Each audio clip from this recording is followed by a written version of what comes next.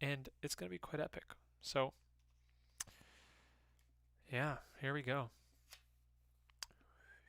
So, everybody, welcome to the stream. Today we're drawing in a little sketchbook. We got some. What type of moleskin sketchbook is this? We're going to be drawing in the small sketchbook today. We got a bunch of moleskins of this same variety. This one was the last one we did.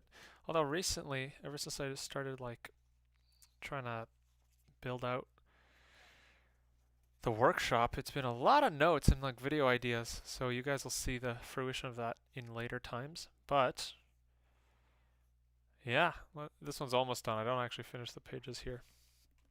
So hi everybody. Okay, so the moleskin that this actually is that's just a classic moleskin.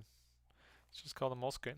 Before we get into the stream, we're gonna crack a cold soda water.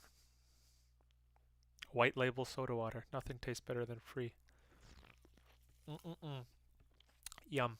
Okay, so what's the move today? I don't know. What are we drawing? I don't know. Let's just start, and we'll get into it. Hope everybody's having a good day. And what should I draw? I am not sure.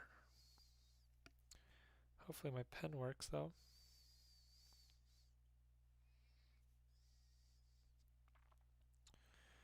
So sometimes I get the question like, how do you start? What are you thinking about? And the honest answer is that I'm not really thinking about anything. I think I'm just trying to find a unique shape for something. So I'm trying to find something I haven't drawn before, and it usually does turn into a head. So this is a head of some sort. Hi everybody, Gek in the chat.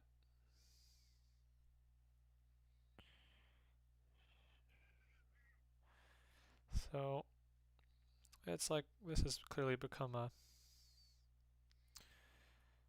head already, so solves our problems. Let's see what else we can do. And I really want to try, well, I guess here's what I'm going to do. I'm going to be trying to draw some real things, like things you can actually measure and things we all know that are the sizes of things. What type of pen is this?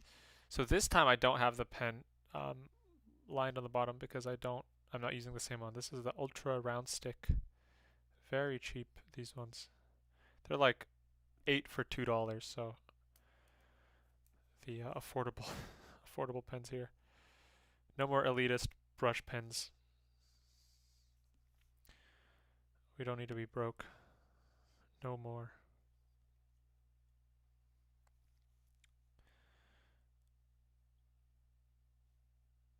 So I'm not really sure what I'm trying to draw here. Of course. We never are, but especially right now.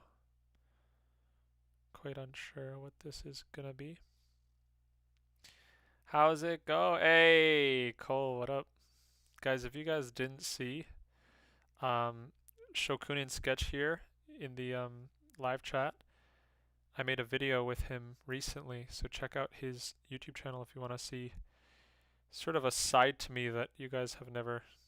It's largely career talk, so if you're interested in sort of thinking about art school or what possible opportunities you might have, at least so far as I know, check out Shokunin Sketch on YouTube, and you'll get some more sort of content. I guess we make content now, eh, Cole? I actually like drawing the ballpoint pen. Yeah, the ballpoint pen is my favorite medium. I've mentioned before that I don't. Let me zoom in here more. I've mentioned before that I don't actually draw with a brush pen all too much. I just do it on stream because it's easiest to read. And I'm going to hold this pen further back so you guys can see what's going on. And my focus here is going to be on, I think, getting a good sense of space and form and overlaps. And the way you're going to get a good sense of form with your Like all you have with a line is proximity between other lines. That's how you tell something is closer or further. So that's what we're going to have to really play with and not be afraid to exaggerate.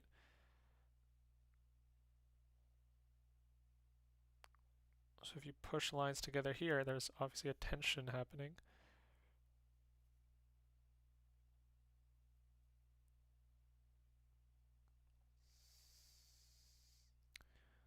It's always sort of a risk because you don't know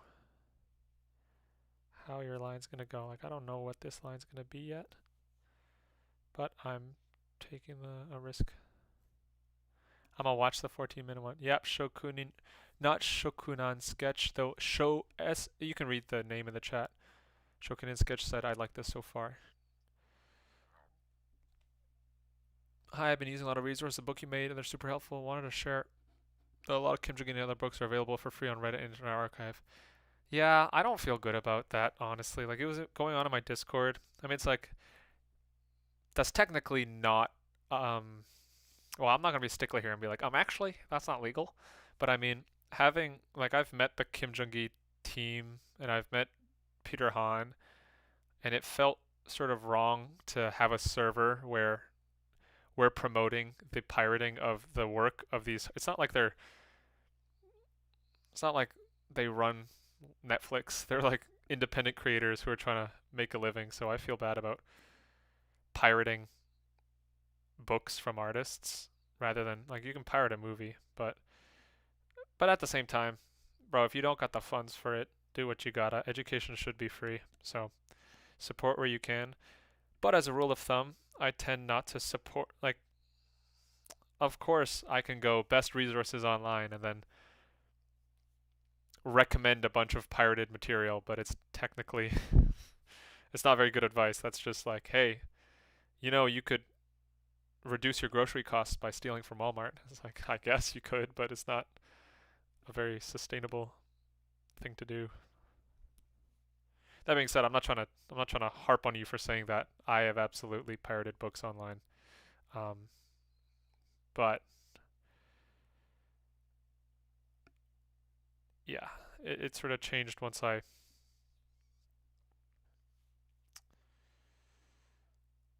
I don't know. When I made the server, people were doing that, and I just felt bad because I'm like, bro, if I found out that people who were like supportive of my videos were supporting me by sort of freely ripping my book, I'd be like, well, my book's free anyway. I'd be like, damn, that's low key, not that supportive. Shokunen's FBI open up. No, because you've got a point. Yeah, yeah, and I don't. Of course, I'm not trying to moralize it. I just, if possible, it's always better to, bro, rip off Paramount Studios and Disney, bro. Don't rip off awesome, hardworking artists. That being said, my book's free, so rip me off. Shokunin Sketch says, whose work do you master copy the most lately? I master copy. I find I don't master copy that much, but when I do, it tends to be all the artists I talk about, but it's a little bit of everything. More so, the best way I found to master copy is to figure out the problem you have and then find the artist who solves the problem. Just a master copy doesn't do much, and I'll actually show you guys. Guys, sneak peek for the upcoming videos. Hey, Roger. Favorite drawing session of the week. Awesome.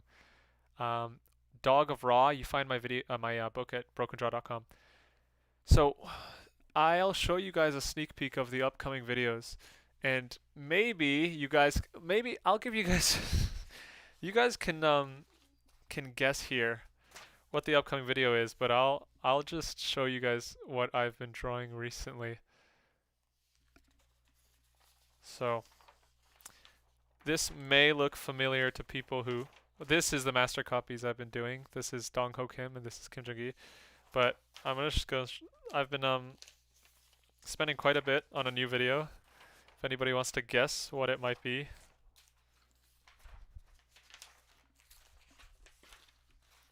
Here's another hint. We got this again. We got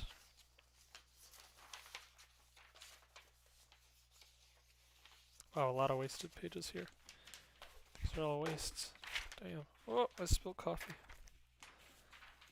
We got boom. No, it's not a challenge 52. It's not 5-point perspective. It's an iteration of a video I've done already that you guys have surely seen.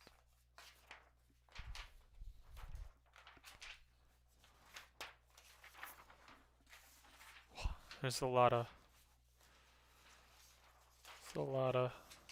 point is there's a whole stack. We can go through all this, but yeah, it's not 25 drawing exercises volume 2.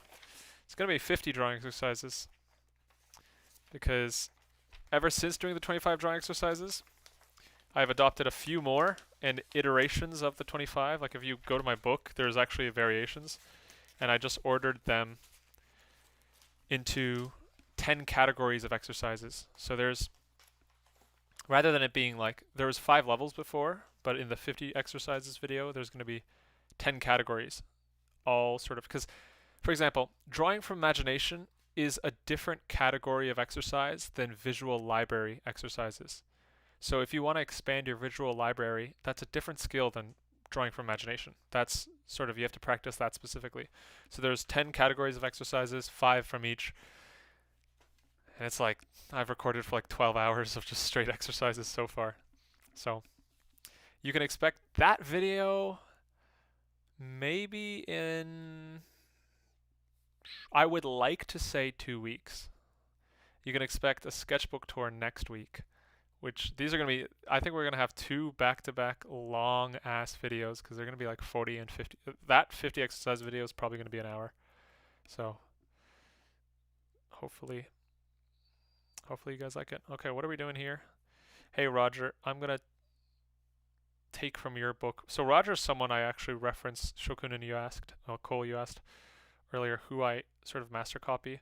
I don't necessarily like 1-to-1 ratio, but I look at Roger's work all the time, and I try to draw his dragons and try to get his sense of dynamism. So we're going to try to create something dynamic here.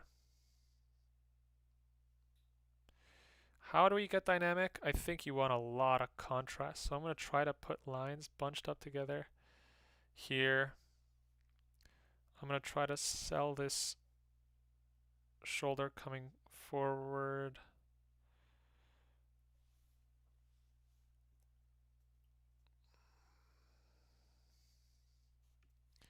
So thinking about the silhouette has been a really helpful thing to do, where you draw the whole shape first, where the things would be, before you worry too much about the internals. That was something huge I learned from Zeph Draws, man. When did making good thumbnails click for you? It's hard to fabricate the right appeal, you know? Absolutely. I make like 5 for a video, and only like, I did see you were testing your thumbnails, so that's good. Making thumbnails is kind of tough. It honestly takes me like probably 4 hours, 3 or 4 hours a video, because it's one of those things that's so hard to know if people will click or why they'll click. So yeah, Zeph Draws does make it look easy, but he's been drawing at a high level for over 10 years, so it's no surprise there. Cole, I'd recommend, what would I recommend? I'd recommend having a video, like a creator that you reference for that. And for anybody trying to draw, I recommend not creating really confusing lines like this. This is where master copies do help. You get a sense of what the confident line should be. Sorry, I'm burping because I've been drinking sparkling water. Trying to create some dynamics here. Something dynamic. Come on. Give me something dynamic. Here we go. Okay, so it can be slightly messy. We'll just, the beauty of this pen is that you can just wipe stuff away. What's one advice you would give to a beginner artist? Oh, wow. Those are the hard questions, because it's like the advice I'd give to the beginner artist and to any artist asking questions like that is like, be specific. You don't improve in the ambiguity. Like, you only improve when you, like, improvement is figuring out one thing you could do slightly differently that will lead you where you want to go slightly more often. And so you have to be so specific in order to see any results, because an action is specific. An action is the specific result of a specific thought from a specific mentality. So if you want to improve, you have to go, what does improvement mean? You have to parse between different actions and sort of rank them. And then you have to decide which is the best one I can do given my means, my circumstance, my time. And the fastest improvement you'll see is when you're perfectly clear on what your focus is, because of course you'll focus. Yo, Tyrion, I'm working on my first YouTube video with the way I see perspective and sort of the way I believe Kim Jung Gi does composition. Been wondering if you can give me some advice. Yeah, what of, Roger? Like YouTube advice?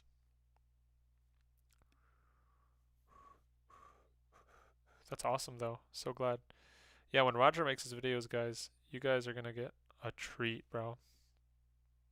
Cowabunga. For real.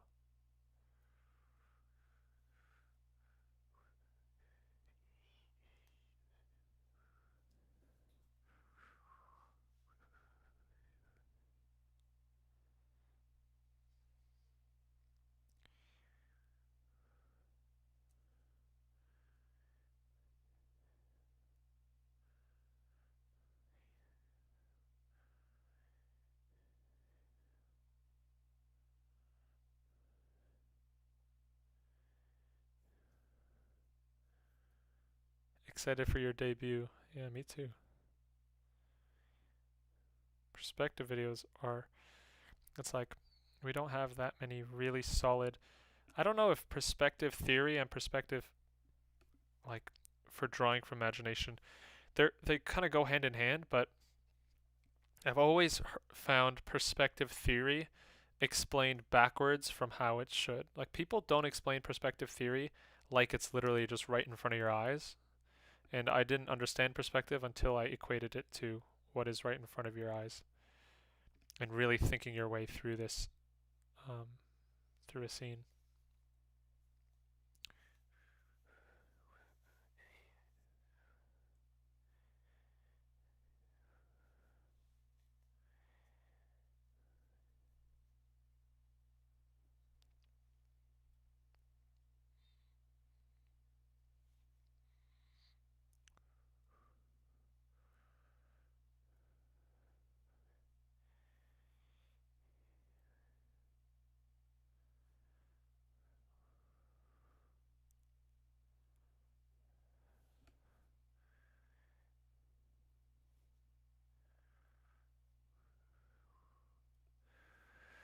Oh no, did the pen smear? No, I smear the pen.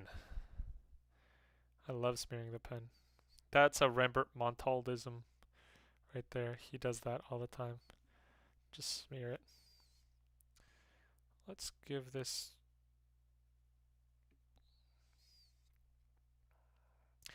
You'll find that I mean, I don't know, I much prefer drawing ballpoint actually. Like, I find this to be the more fun way to draw. Just because it's so much more free and loose. I might do this more often.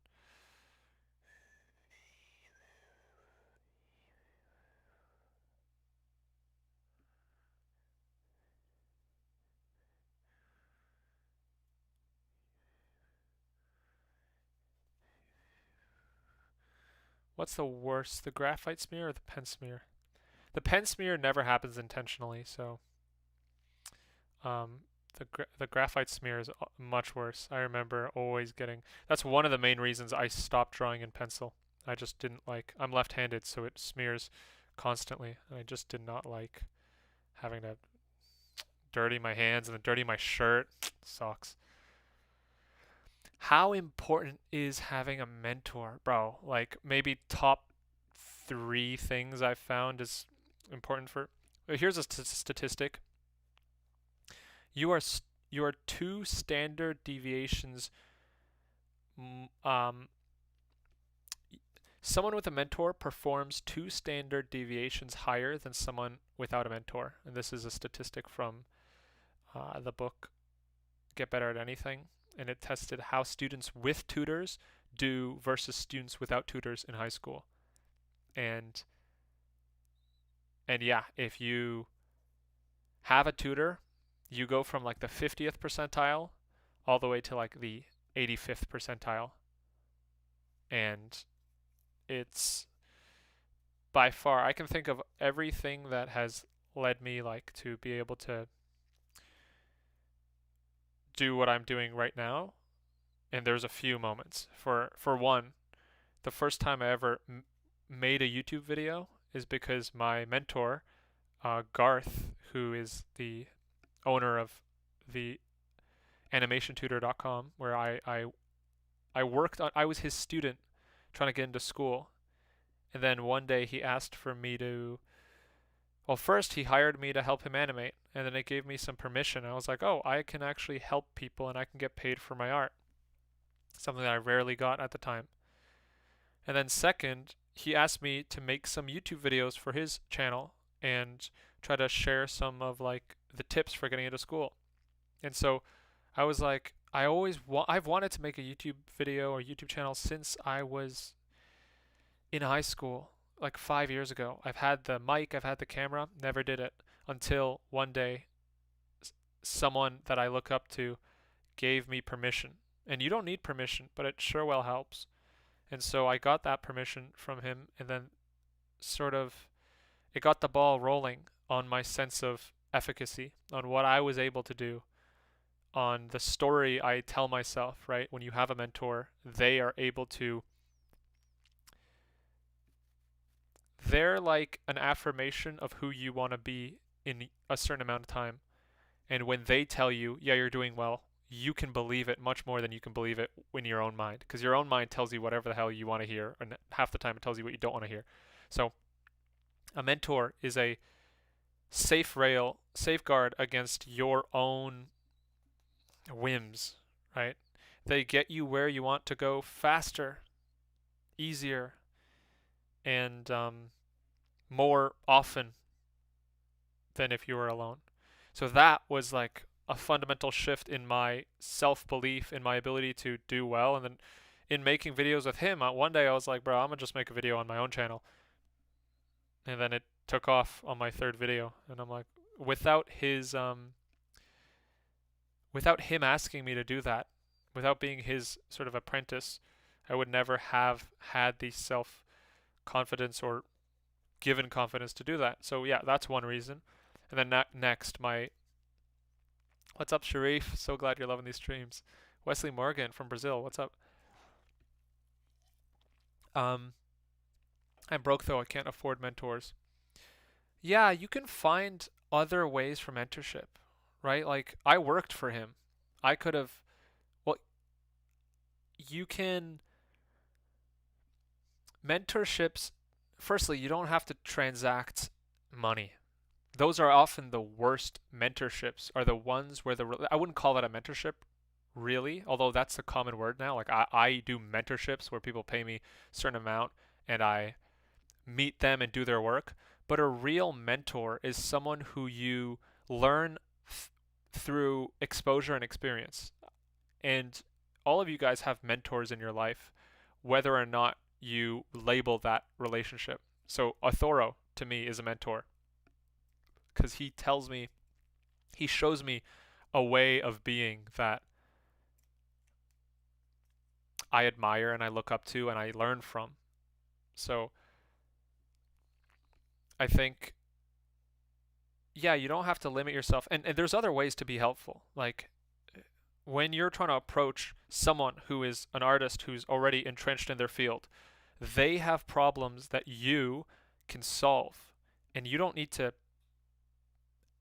pay them for their time. You just need to solve a bit of their problems. People take on mentors for a lot of reasons. People take on students for a lot of reasons. Some mentors want apprentices who, because embolsters their credentials. For example, if you find a student who is really, you believe is going to do really good, you want to be part of helping them get where they go, because then you get to, when they succeed, be like, yeah, I basically helped them get where they want to go. I mean, some of the authors, like, I don't know if you guys are big into like self-help books, but if you know some of the big names in the field, it's like you got Robert Greene, who writes all the books on like power and mastery and daily laws and stuff. And then you have the dude who wrote all that like stoicism, all the stoicism books. His name's Ryan Holiday. Now these guys are both huge authors, except Ryan Holiday was a mentee to Robert Greene. And so these two huge authors today, they worked with each other 20 years ago, and now Robert Greene's credential is anyone who works with me gets shot up to stardom because I'm that good at what I do, you know? So it's like a mentorship is just a relationship centered around development of some character. Or, you know, I had teachers who were mentors, I had friends who were mentors, and yeah, you can find those in a lot of places. You don't have to pay. Although paying is a good way to get a yeah. So Shokunin sketch Cole basically Cole I'm Shokunin sketches Cole sums it up pretty well. A paid mentorship could be a gateway to an authentic one. So yeah, what mentorships would you recommend virtually? I mean, huh? So the thing is, I can't recommend a mentorship. I can recommend a person. A person decides based on your relationship with them whether they will become a mentor or not. The best you can do is be coachable. Be someone who others want to see them win. Man, if you, like, Peter Han does mentorships, but he only selects students that he wants to spend time with. I have, and so I can say this on behalf of Authoro, I can say this on behalf of my own experience. It's like, we dread having to teach someone who shows up to the class like we're forcing them. Like, bro, if you are paying for a class, show up like you want to be in the class. Because not only does it bum out the teacher from wanting to teach, it's not helping you, because anyone who sort of runs into you is an opportunity to advertise for you, right? So I've talked to Cole and Shokunin Sketch, right? I love what he's doing. I love his channel. I love how he approaches people. And so I'm basically, anytime I have the chance to mention Shokunin Sketch, I'm going to say Shokunin Sketch, Shokunin Sketch. Same thing with Roger. Roger in the chat, I've talked to, and he's super smart. He's an excellent artist. He's a fun, like, I had a great conversation with him. And just by being someone likable, you end up sort of multiplying the effect you have on people and opening opportunities for being a mentor or being mentored. And so I think the first thing before you decide who should mentor me is, why should you be anybody's mentee? What would they gain from the relationship with you? Because you're fighting it up in a hill battle. Peter Han's got probably like 50 people a month trying to take his attention, take his time, take his knowledge. He's selecting for a very specific person, and that person is someone he believes in. And yeah, so I think it starts from sort of being a coachable person first, and then the practical, who should I be mentored by? You'll know. If you don't know, then you don't have the person in mind. The person you admire or want to be taught by will be evident to you. It's like, I was in the bookstore today, and I was like, bro, I want to buy a book. And I roamed around for like an hour, and I didn't pick a book. I kept holding books and putting them down. It was because, like, if you really wanted to buy a book, you would know which book you wanted. You don't just go in just being like, I feel like I need that. Like, if the artist's name isn't popping up, there isn't an artist that you want to be mentored by.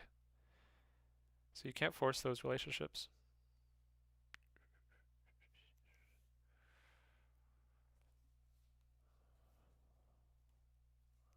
Viggy says, please coach me on how to have a personality. That, I don't know. But I think this is a lot. I'm basically ripping what Stan and Marshall said in their podcast like years ago on how to find a mentor. Um, yeah.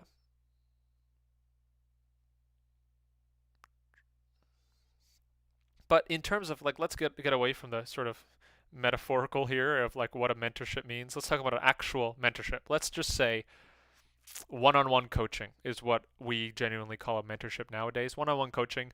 Who's good at one-on-one coaching? Well, it depends. I think everyone's a fantastic artist. Who do you resonate with as a teacher? That's the question. Because Peter Hahn can teach the shit out of you, but will you resonate with the words he's saying? Because he knows what he's talking about. But you got to find the artist who speaks your language, you know? And so you figure that out by watching their content, watching their videos. If you watch Zeph Draw's videos and it doesn't click what he's saying and his free stuff hasn't changed your life, probably not going to do much more if you pay him. Whereas if his free stuff is resonating with you and everything he's made for you is helpful, that's your guy, right? There's so much good content out there. It's really about specifying who is going to help you achieve what you want. And that's the final piece of the puzzle. You got to know what you want. If you don't know what you want, you're not going to be able to get help, right? I genuinely don't think I need a coach for that reason. I feel like I'm better if I just talk to other artists for feedback and critique myself. I think that's always a double-edged sword. By nature, you cannot know what you don't know, right? So if you're saying, I'm trying to get to X location, let's say your journey to getting better at art is a mountain. You're saying, I want to get to the top of Mount Everest. And you're talking to a guy who's been to the top of Mount Everest.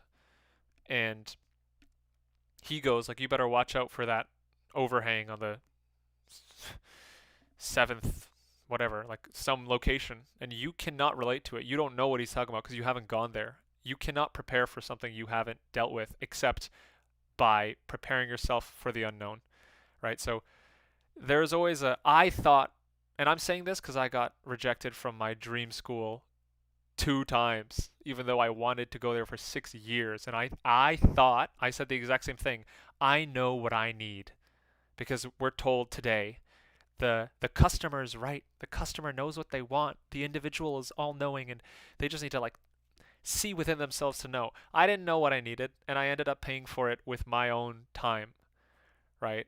And that's why I'm so big on like, bro, the progress I've made, you can make in half the time if you, ironically, it's not if you believe in yourself, it's if you're more skeptical. Sometimes a little bit too much belief. Believe in your ability, don't believe in your knowledge. Your knowledge is faulty and it's flawed because if your knowledge was sufficient, you wouldn't be where you are. Like you would be where you want to be if your knowledge was sufficient. If I knew how to draw like Kim Jung Gi, then I would be drawing like Kim Jung Gi. So it's knowledge that's missing.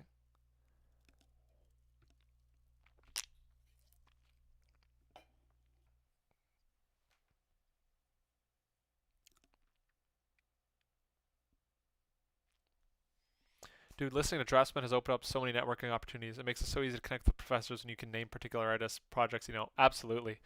Yeah, you gotta love the game. You gotta have a love for the game. And I mean that's such a yeah, like if you share the culture, you can it's about speaking their language, right?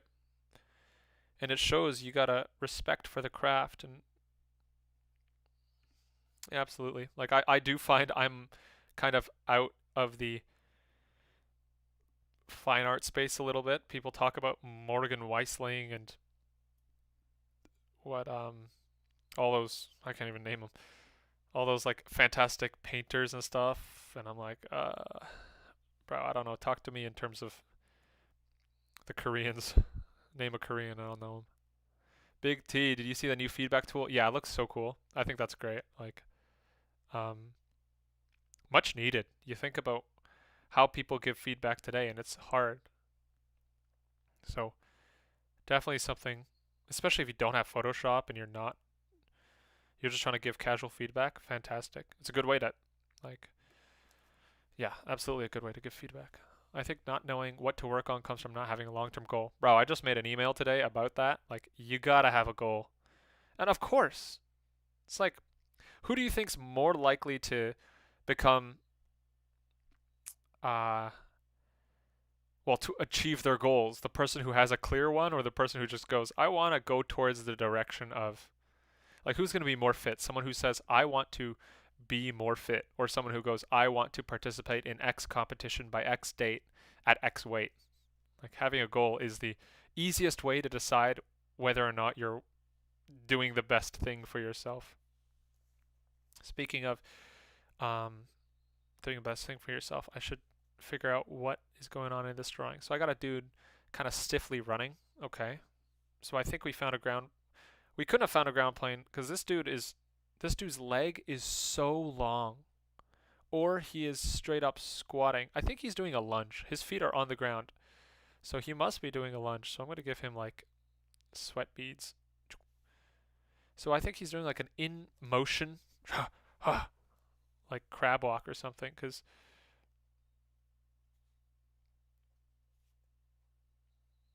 his feet, it's just like by the perspective, he cannot be he cannot be elevated right now. So he's, let's say he's in the grass.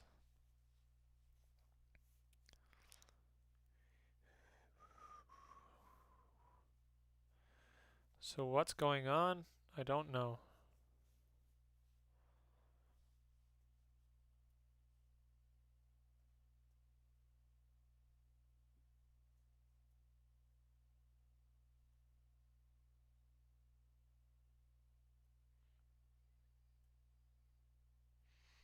But you don't really have to know. Like, the story in the drawing comes out as a result of random exercising rather than as a thought out thing. Like, I'm just going to draw a box that's in this perspective, and as a result the story emerges. Like, there's a phrase that says the score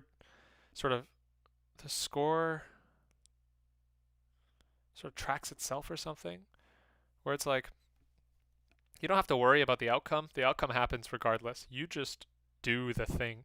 So I'm just going to add lines and draw, and then the story or the composition is going to figure itself out. All I got to do is figure out how to draw in perspective. BTO is Jordan looking. I don't know what that means. I thought he was running for his life. Yeah, I did too until he didn't.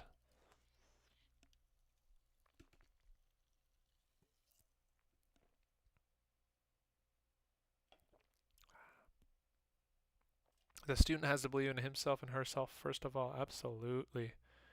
Otherwise, like, bruh, nothing's gonna help you if you don't think you can do it.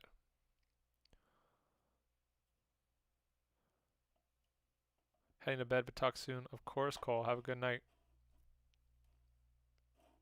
You clearly haven't seen a person run for their life.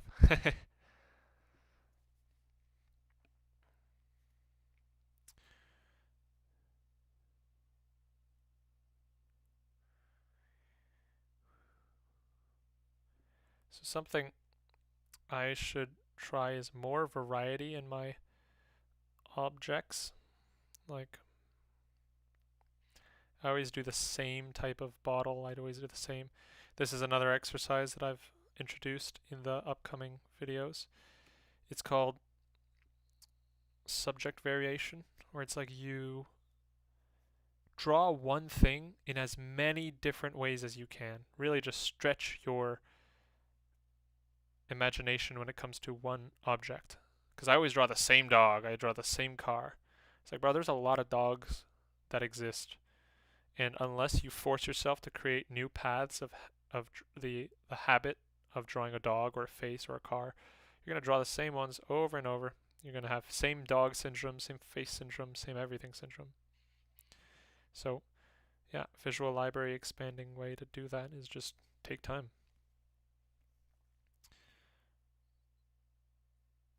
I'll answer the question on the screen here, but let me just try to get this bottle drawn. Let's get ice. Ice, ice.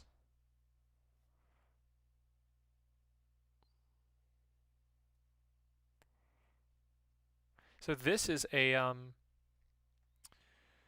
this right here is a indirect way to practice intersections where I'm drawing ice in a can coming through the ice.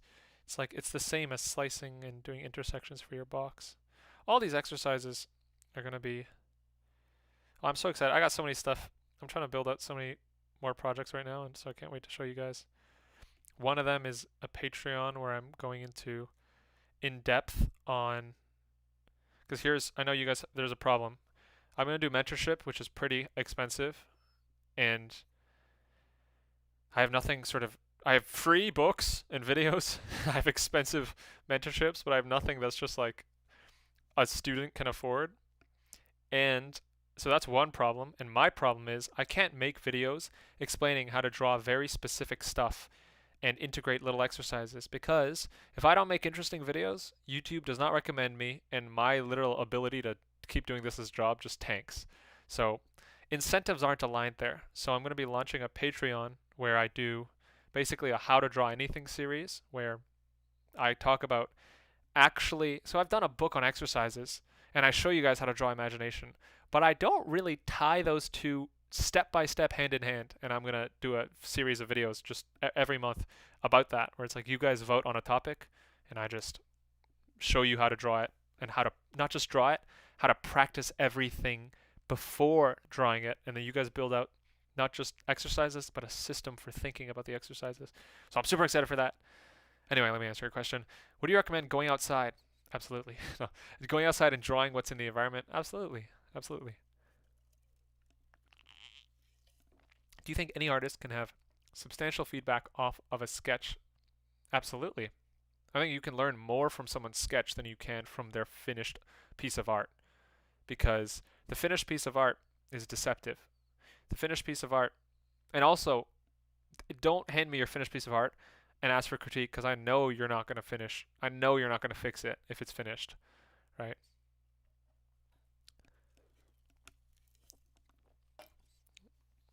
Like the finished piece of art is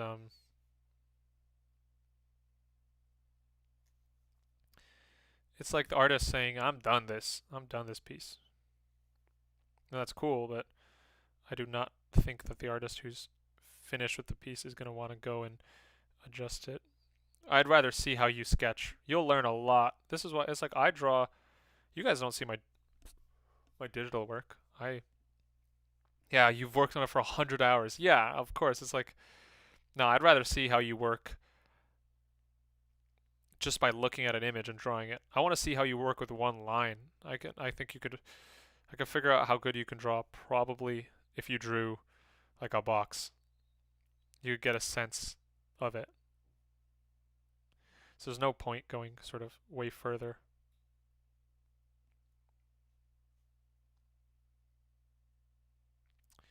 Yo, these guys are going to have a party.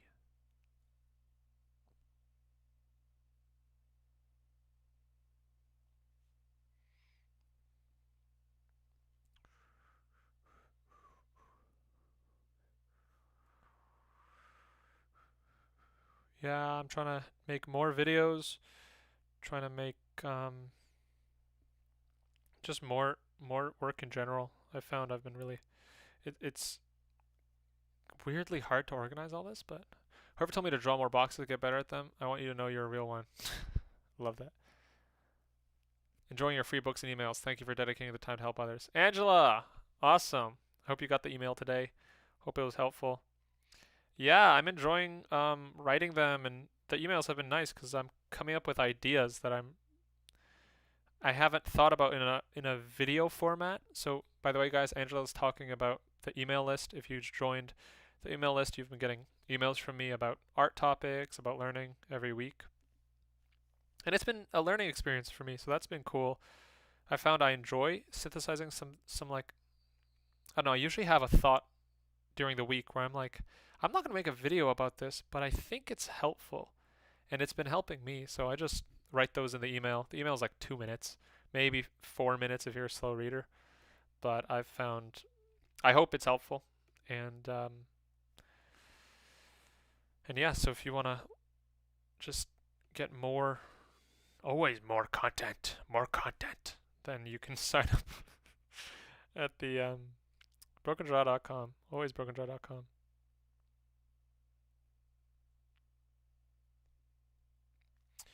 Little tub of ice here. I usually do, I don't know if emails are scheduled to be sent, but I don't think I've received mine yet. They're not scheduled, although I send them at random times. So I sent mine literally, I had to finish the email before I started the stream, so I sent it out about half an hour ago, just before we started the stream.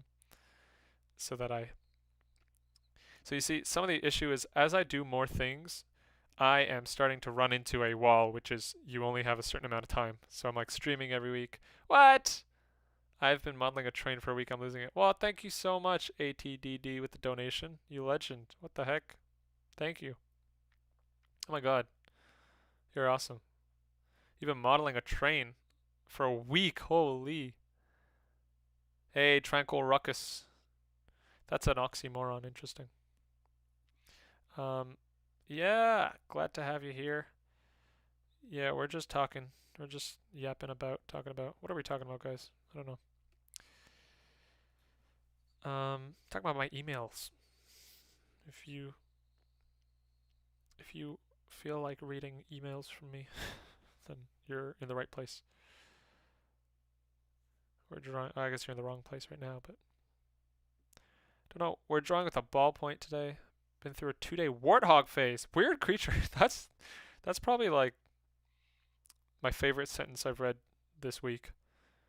Been going through a warthog phase. Weird creature. They are weird creatures, man. For sure. I feel you.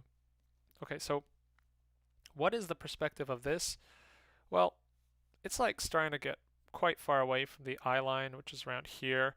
So we're like, so we're gonna have quite a foreshortened object here. It's just the way it's gotta be, you know.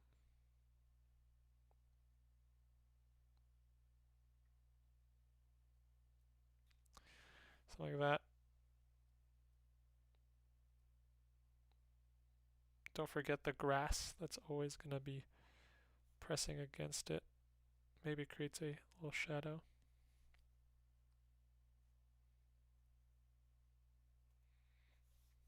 Grass is right up in front of the camera. So if the, I think we could foreshorten that even more. I think it could be deeper. I don't think the camera's that close. And so it's like, we've created a mess. Nah, we just sketch over it. I do like Ballpoint for that reason. You can really hide any errors you make. Just brush all over that.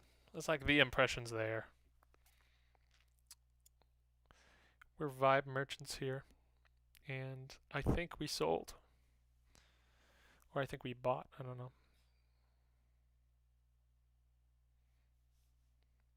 There we go.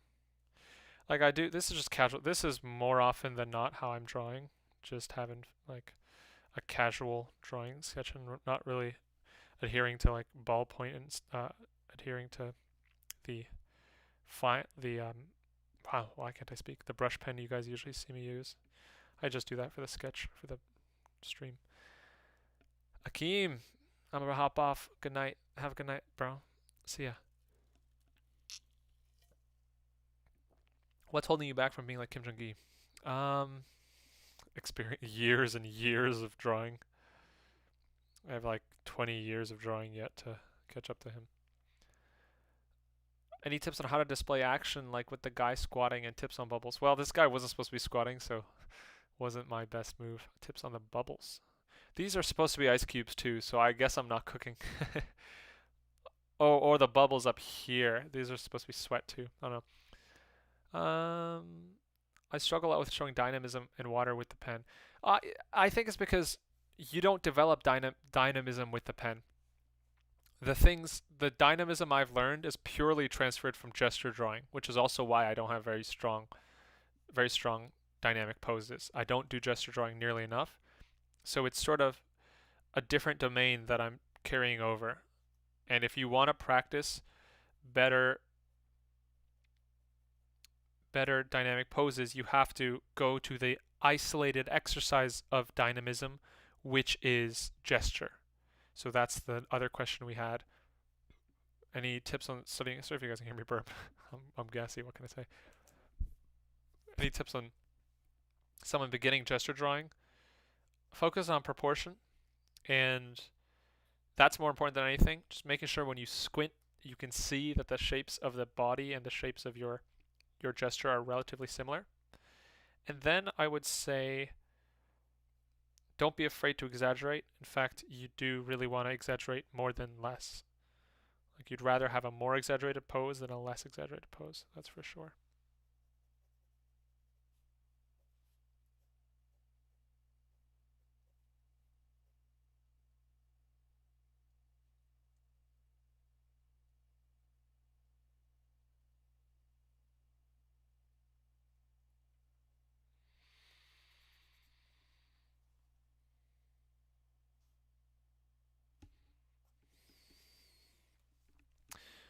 Okay, so what's going on here?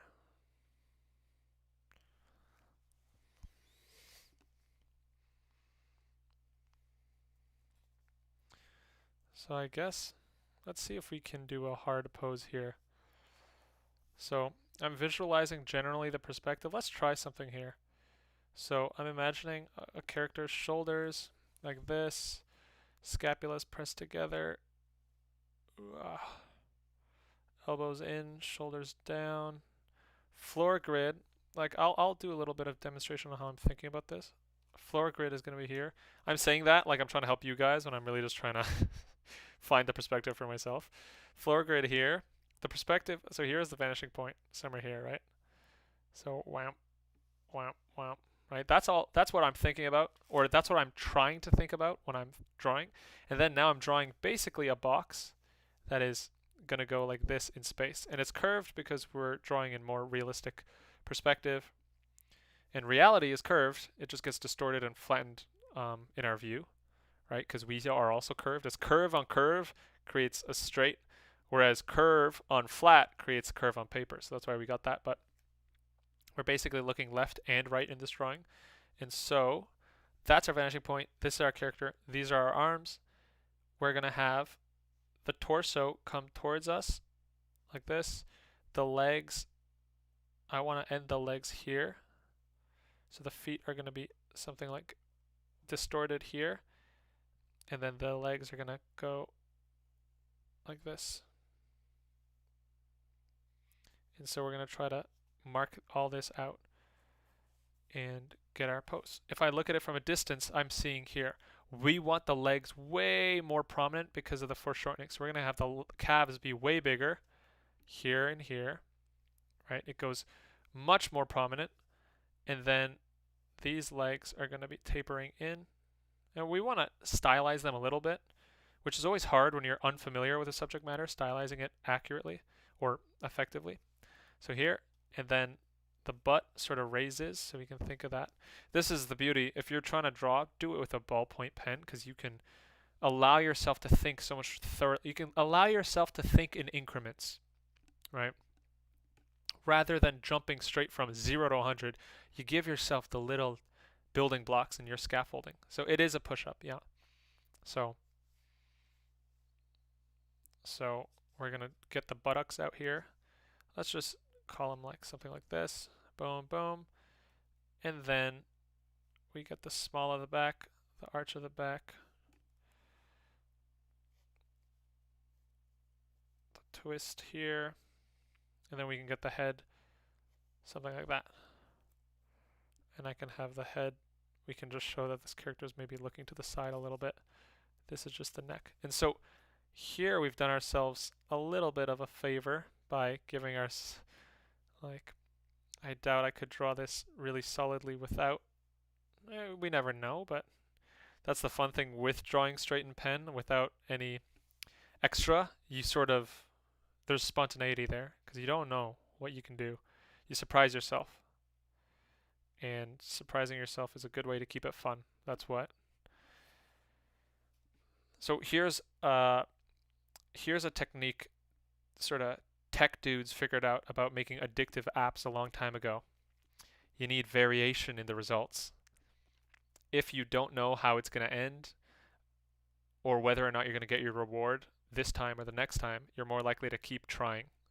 That's the test they did on rats pulling a lever, like pressing a button. They found that if you give like a set response every time, if every time the rat presses the button, the rat gets a reward, the rat will press the button, get the reward, press the button, get the reward. If it stops, the rat will press maybe 5 times and then be like, well, it's not happening. But if you vary whether or not the rat gets the reward, every once in a while you cut it off, but you keep the average the same. So like over 50 presses, the rat gets 5 rewards. If you make that random in between, even when the rewards stop, the rat will keep pressing. The rat will keep pressing way longer than if it was a regular schedule. How is this? Why am I talking about rats and experiments? Because drawing from imagination is the variable reward. When you draw from imagination, you are like the rat, not knowing whether this time is going to be a good drawing or last time is going to be a bad drawing or this or that. And just like the rat, you will keep drawing more in pursuit of that dream drawing when you don't know if the outcome is defined. And so drawing from imagination has been addictive for me more than drawing digitally has. Because when I'm making a painting, there's no question of, is this going to be successful or not? It will eventually be successful if you spend more time on it. That's a different kind of benefit. That feels good too. Except I am literally a gambler. Like I much prefer playing poker and I'm a betting man. So I prefer this drawing will take you X amount of hours, but we don't know if it's going to end good or bad. And that's what keeps me going. Let me try one more time. I bet next time it'll be good. I bet next time it'll be good. So if you're like that, if you're if you're drawn to risk, then draw risky. Let that simmer. Okay. Anyway, let's draw this.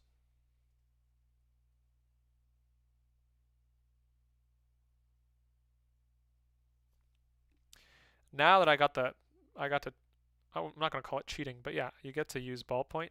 Now you can really come in here and give yourself like this will be a better drawing than if I didn't use Ballpoint because I'm setting myself up. And there's no problem with that. Like you guys don't do anything. I think like pride will be, as Hamilton said, as Aaron Burr said to Hamilton, pride will be the death of us all. Right? The wisdom of musicals.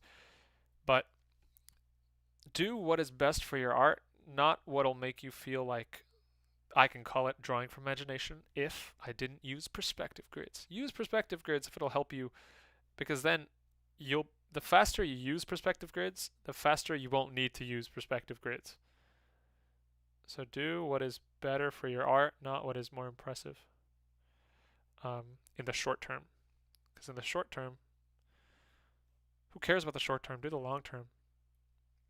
Like, improve in the long run. That's super impressive. Anyway. Bro, the drawing addiction is so real. Sometimes I can't even put myself to sleep. Seriously, right? The 3 a.m. drawing sessions where you're just like, wait, let me just finish this.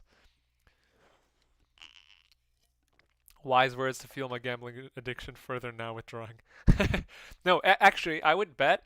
So here's the logic. If you have a gambling addiction already, then me telling you this is going to help you wean off of your real gambling problem by making drawing the gambling problem. I think that's better.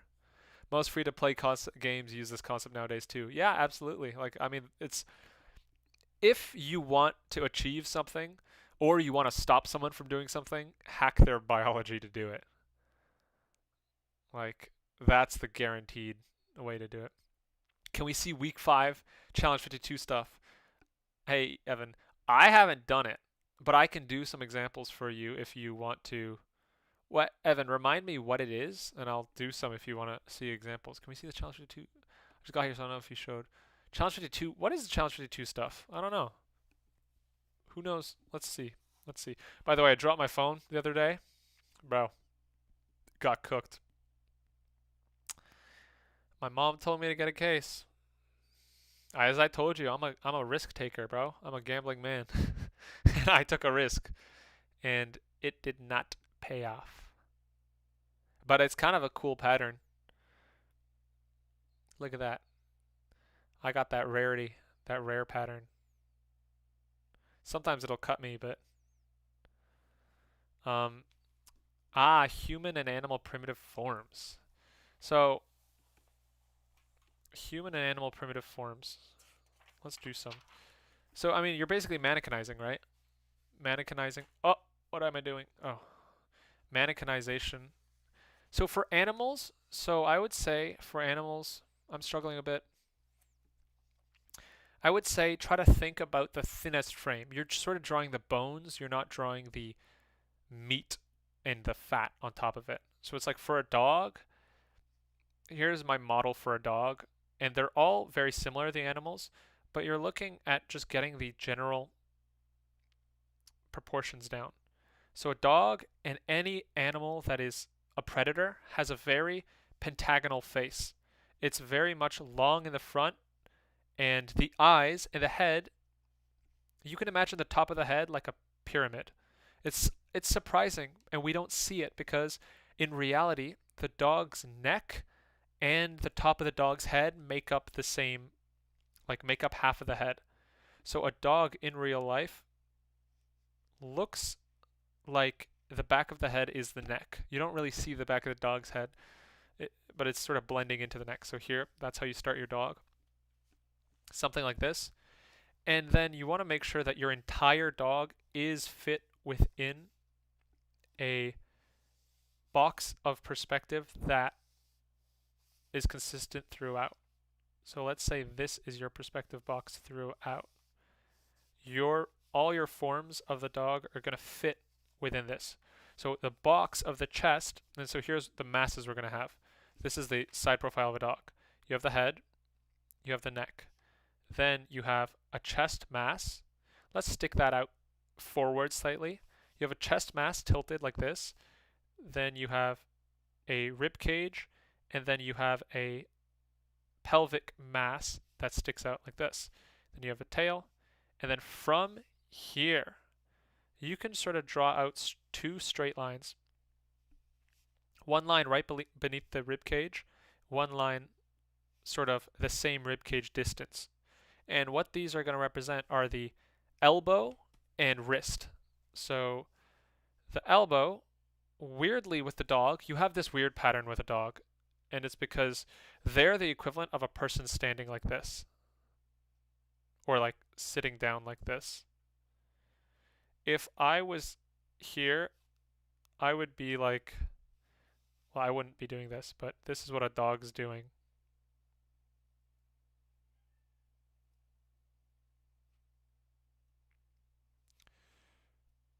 I mean, as weird as this is, that's what a dog's doing. So this is to show you that the elbow right here is, and imagine a broomstick in the bung like that. So it's like that. That's a dog. And then put on a cat. Put on some ears. Weird. But I'm gonna move this here. I don't want to get demonetized. This is, he got that dog in him for real. So the shoulder blade, the elbow, and the hand comes down. For the dog, for the legs here, the legs come forward and then dip down and then do something like this. Right, so we have this weird pattern with the legs where they meet in the middle and then they go back. Right, and then it flips like this.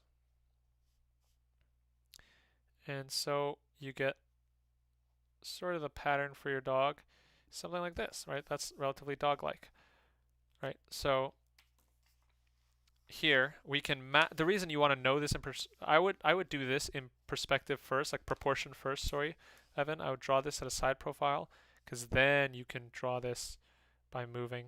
Now you can just imagine the boxes as primitive forms and just try to get the perspective as close as you can. right? I'm drawing. These are intersection exercises, right? We've all practiced these, hopefully. And you're just building out, based on the proportions you see there, the same sort of idea. Dog tail, right? You see connecting here, we have this like this, hands coming down. Let's add the ears. Right, you can see how we can build out more information over time to get closer to our idea of a dog.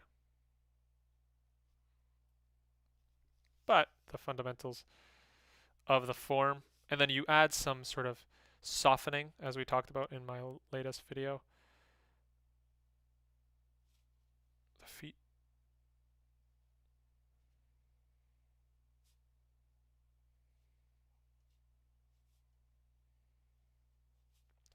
There's some masses here that obviously there's some anatomy happening stuff, but yeah, that's the basic idea, is you draw a dog like that.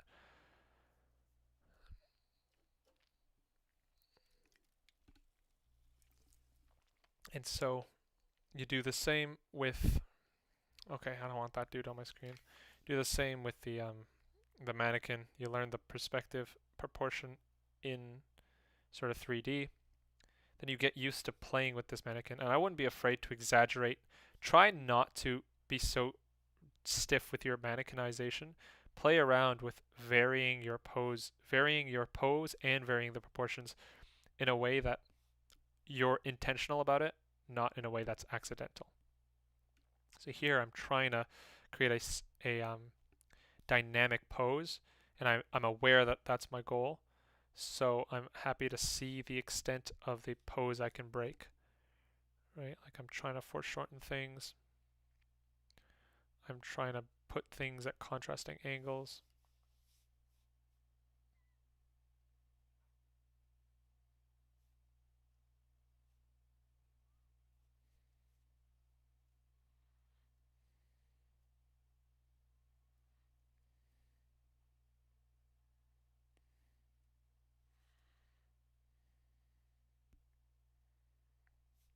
Right, and you can get something like that. And then well, that's all you have to do, right? Sounds good. I've drawn bugs from Dynamic Bible in this method. I'm going to try cats and dogs. Absolutely. Do you have manga reference for your drawing? I mean, you draw black and white, so maybe have one if you have a manga. No, I don't. I don't have many manga. The only manga I own is Akira, one copy. One, like the first volume, so. But I'm not opposed to it. I just don't. Bro, you're so good. Thanks, Jaden.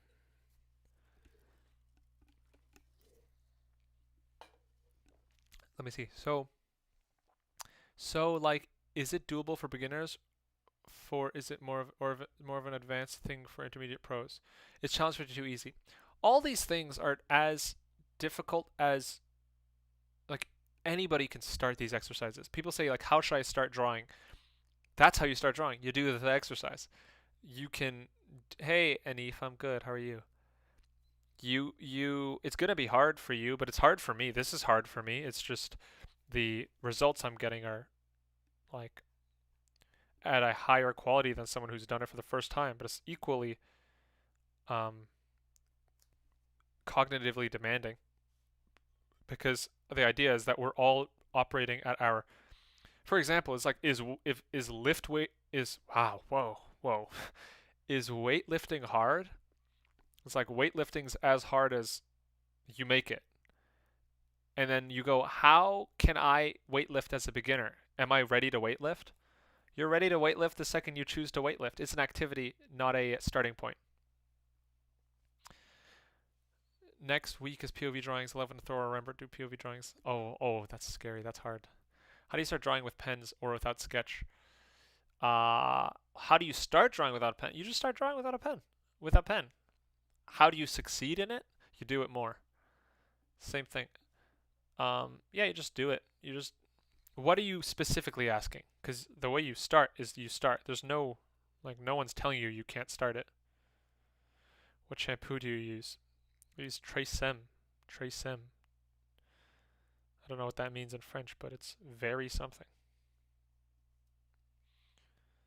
Bars. Hell yeah.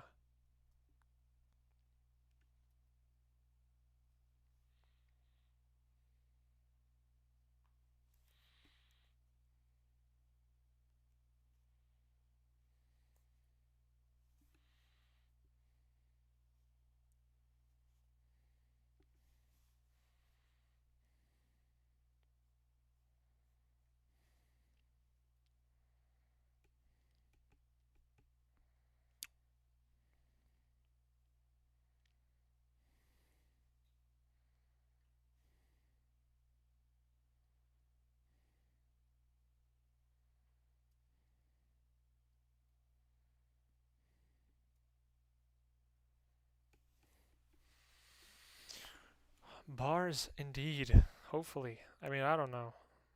Don't let me I know very well I can talk myself into an echo chamber here, given that no one is disagreeing and I'm just speaking in my own I'm just speaking of my own opinions for hours. I don't know if these things are true. It's my opinion. You know, who knows? And I zoomed out for a minute and I hear shampoo in a drawing live. Can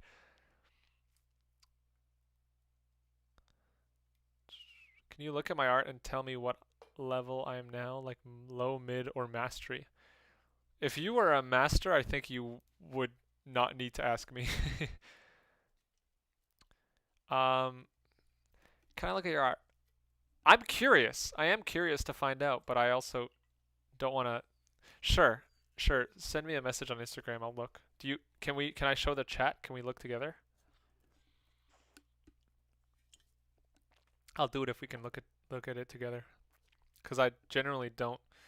I mean, I try to respond to Instagrams where I can, but it's like I tend to. It's like if I respond to some, then I feel bad not responding to everyone, and then there's all this. It just spirals, and I'm generally not on Instagram that much. But let's see. I'll see if you message me, if you send me something, I'm interested to take a look. Okay.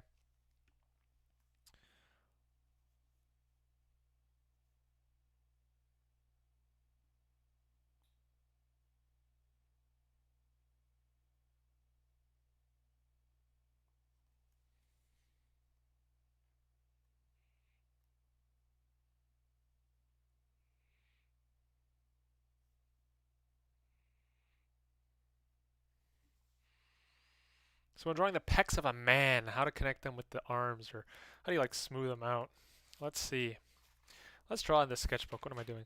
When drawing the pecs of a man. Okay. So I'm not very anatomically, what's the word? Proficient here. But from what I do know, let's say these are the arms.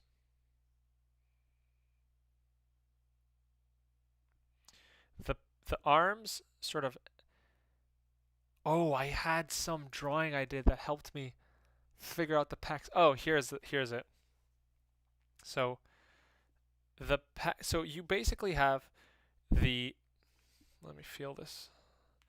Yeah, the pecs and the biceps here. The bicep connects somewhere inside the pec because the bicep connects to your. Where does it connect to? Oh, the bicep connects to your arm. Yeah, the bicep connects to. If you were thinking underneath this layer, the bicep slots into here onto your arm. And that's why when you do pec flies, your arms open up, right? And so you have basically 4 directions. Your arm can go up, forward, backwards, and down.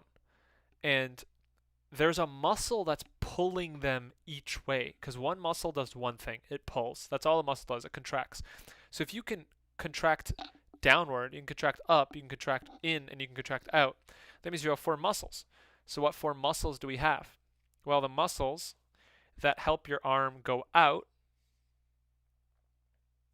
which is basically going up, right? If your arm's going out, it's going up eventually. That is this muscle here. That's your shoulders. Here, from the bone of your clavicle, like this, to your, what is this, the humerus? No, that's not the humerus. Your, oh, that is a humerus.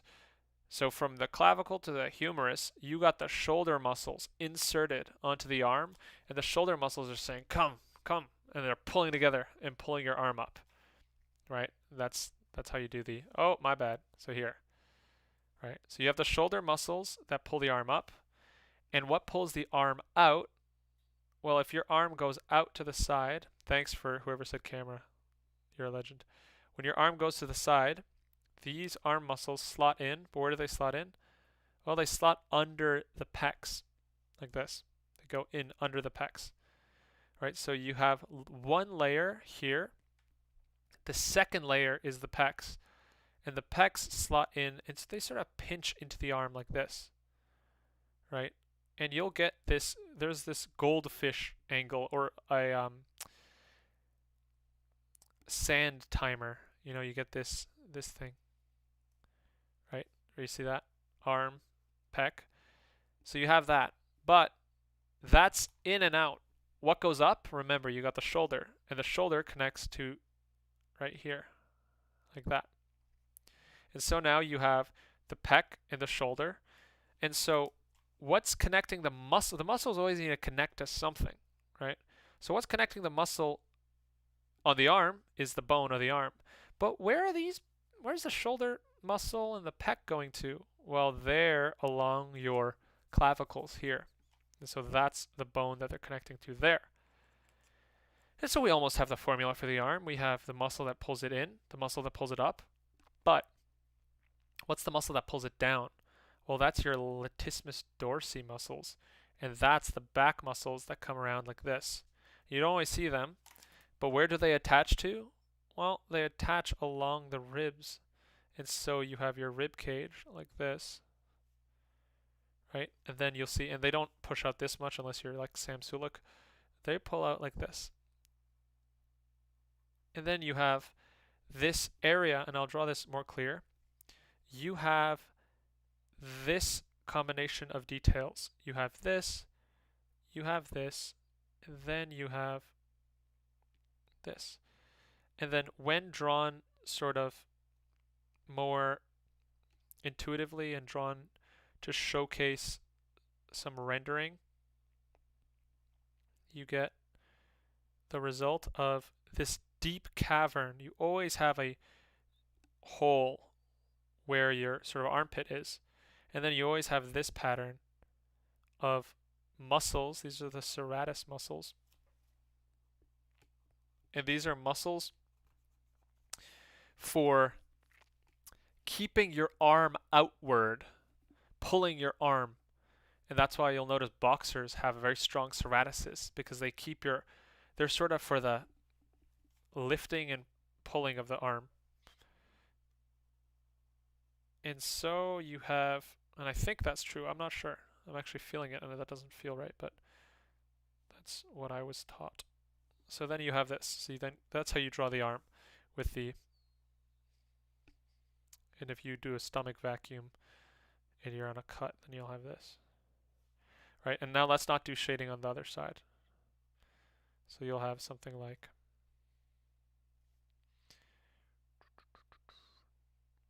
and when you don't have shading, what do? You do overlap. You make sure that your lines are all specifically where they should be and indicative of the actual order of space in reality here. So this is where the head would be, right? One bicep here. And so always think the chest is the top layer, right?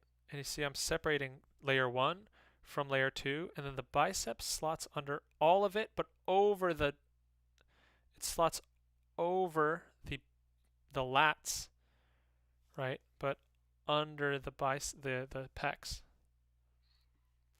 like that. I'm not that proficient in anatomy, he says.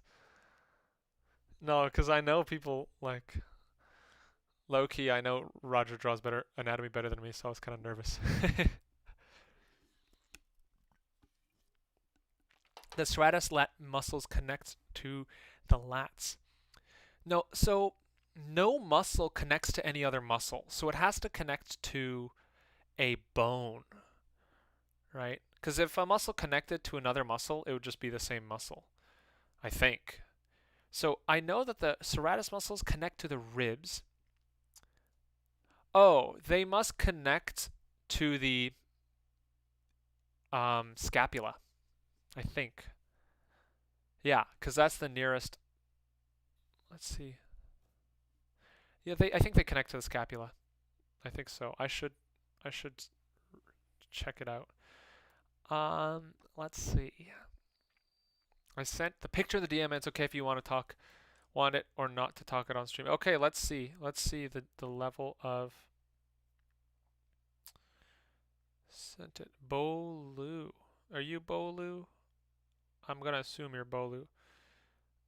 Ah, this is my new art.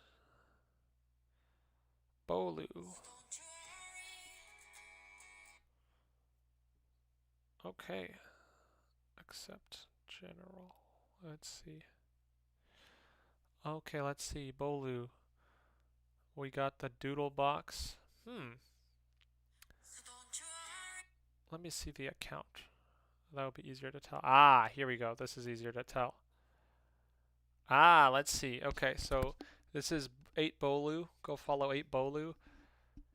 Nice. I like the ambient occlusion. So this is good. Ambient occlusion, depth, but then I'm seeing your textures are flat. You're not adding ambient occlusion onto these, right? You would want to have your, like, if you're going to draw a roof, you want to, even if the silhouette of the roof stays flat, you want to give the roof the same ambient occlusions or shadows that you're giving the rest of your drawing, right? Because now this looks flat. So since you're giving the sort of like awning some level of shadow, you got to give this a level of shadow. And the real is that you want to break the silhouette to have that same sense of depth too, like that. And that's how you're going to get to sort of take it to the next level, as opposed to this, right? Like you got a better sense of depth there. That doesn't mean I did appealing bricks, but so that's one thing I think. I love that. That's cute. You're definitely not bad at drawing. I would say you're quite good at drawing. I would say you're intermediate. Yeah, for sure. Yeah, look at that. That's nice. I mean, you got ambient occlusions. Yo, nice. That's awesome. What? Did you show this? No. That's awesome. Yeah, you're pretty good. You understand perspective. Yeah, you're like I would guess, I mean, this is someone who's been drawing for a few years. If not, then you're doing excellently. Yeah, these drawings are awesome. Super dope. Super nice. Love it. I'm gonna give that a like. I'm gonna give that a like. Give that a fat follow. All right, yeah, excellent. Excellent work. Cool. See, now you guys got me doom scrolling.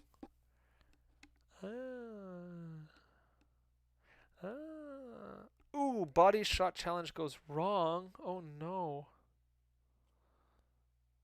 Alright, well. Wow. You guys got me caught. A Fearin' fan.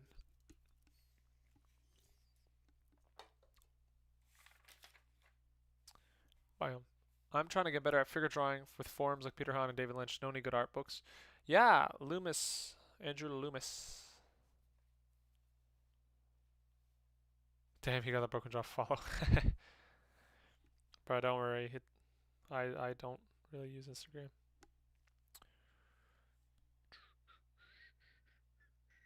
Gotta respect the hustle though, you know? I can't be on the Instagram and not give it a follow.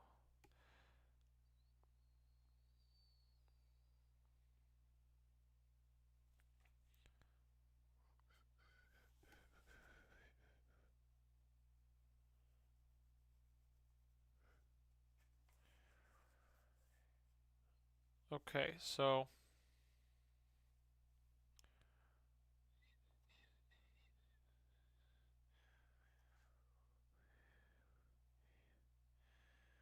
I got cheesecake in the fridge, guys. I'm very happy about that. So this is, and they got sweat too. They're doing 75 hard. Hell yeah. They're on that grind.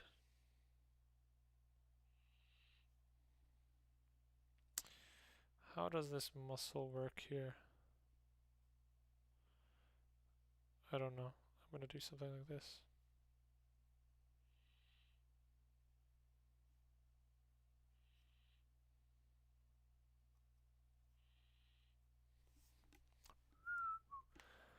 A little embarrassed with Hank's 5-year draw from. Oh, I was gonna say 5 years. I was gonna say something like that. Felt like, yeah, you've been drawing for a few years for sure. Really awesome. Great work. I'm 51. Hey, I just want to say thank you. I'm 51 years old and finally started taking my hobby seriously, and you've been a big help. I appreciate you. Love to hear that. Rotten Pine Games. That's amazing. Oh, I always love to hear. Like, it's so, it's such an honor to hear that I'm able to help, because I know I speak, I know I appeal to a younger demographic, but it's always like good to know that I am actually helping and being educational. What is a German shaper?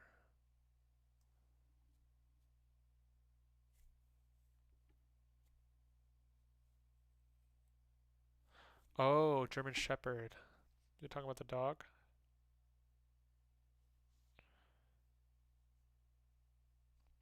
Is it the dog? Was the dog we were looking at earlier a German Shepherd? You're helping the senior citizens too. That is. You are no senior citizen, my friend.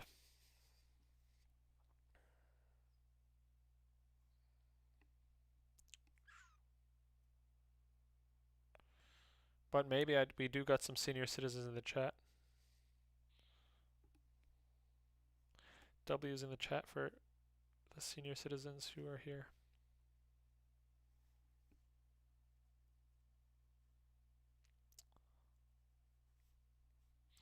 You know, yeah, I gotta accommodate to an audience that isn't brain rotted, so I'm gonna stop saying millennial phrases. Not even millennial, Gen Z phrases. Can you do a brief lesson on POV drawings? That's tough because POV drawings sort of take longer. Um, hmm. So POV drawings, basically, you gotta look. Um, you just gotta identify the shapes around you. Ah, okay. I can't say no. Okay.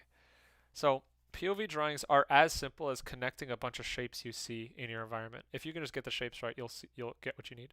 So for right now, I'm just looking at the shape between my computer and my light post, except I'm not thinking about the computer and the light post. I'm just seeing a shape. I'm seeing a negative shape like this. I'm measuring it. I'm like, the proportion of this negative shape is maybe 1 to 5. And at the top of this shape, I have a line that I think goes perpendicular, like this. And then about 40% down this line, I see a double line like this. And then comparing the length of the double line to this, I'm noticing that I have another line about like this. And then here I have this. And now I'm just going to do a quick like rough draw of what I'm looking at in my environment. And you see this is how you start doing POV drawings. You just start measuring and identifying bit by bit, incrementally, the shape you're seeing. And that's really all it is. If you're not getting your environment to look the way it is, it's because you're not measuring your shapes correctly. So what's the solution for that? Take a step back. Make sure that you're actually seeing the shapes correctly. Do that by doing line exercises and silhouette drawing, like the video I've talked about, I've made a few weeks, months ago at this point. And now here's my camera.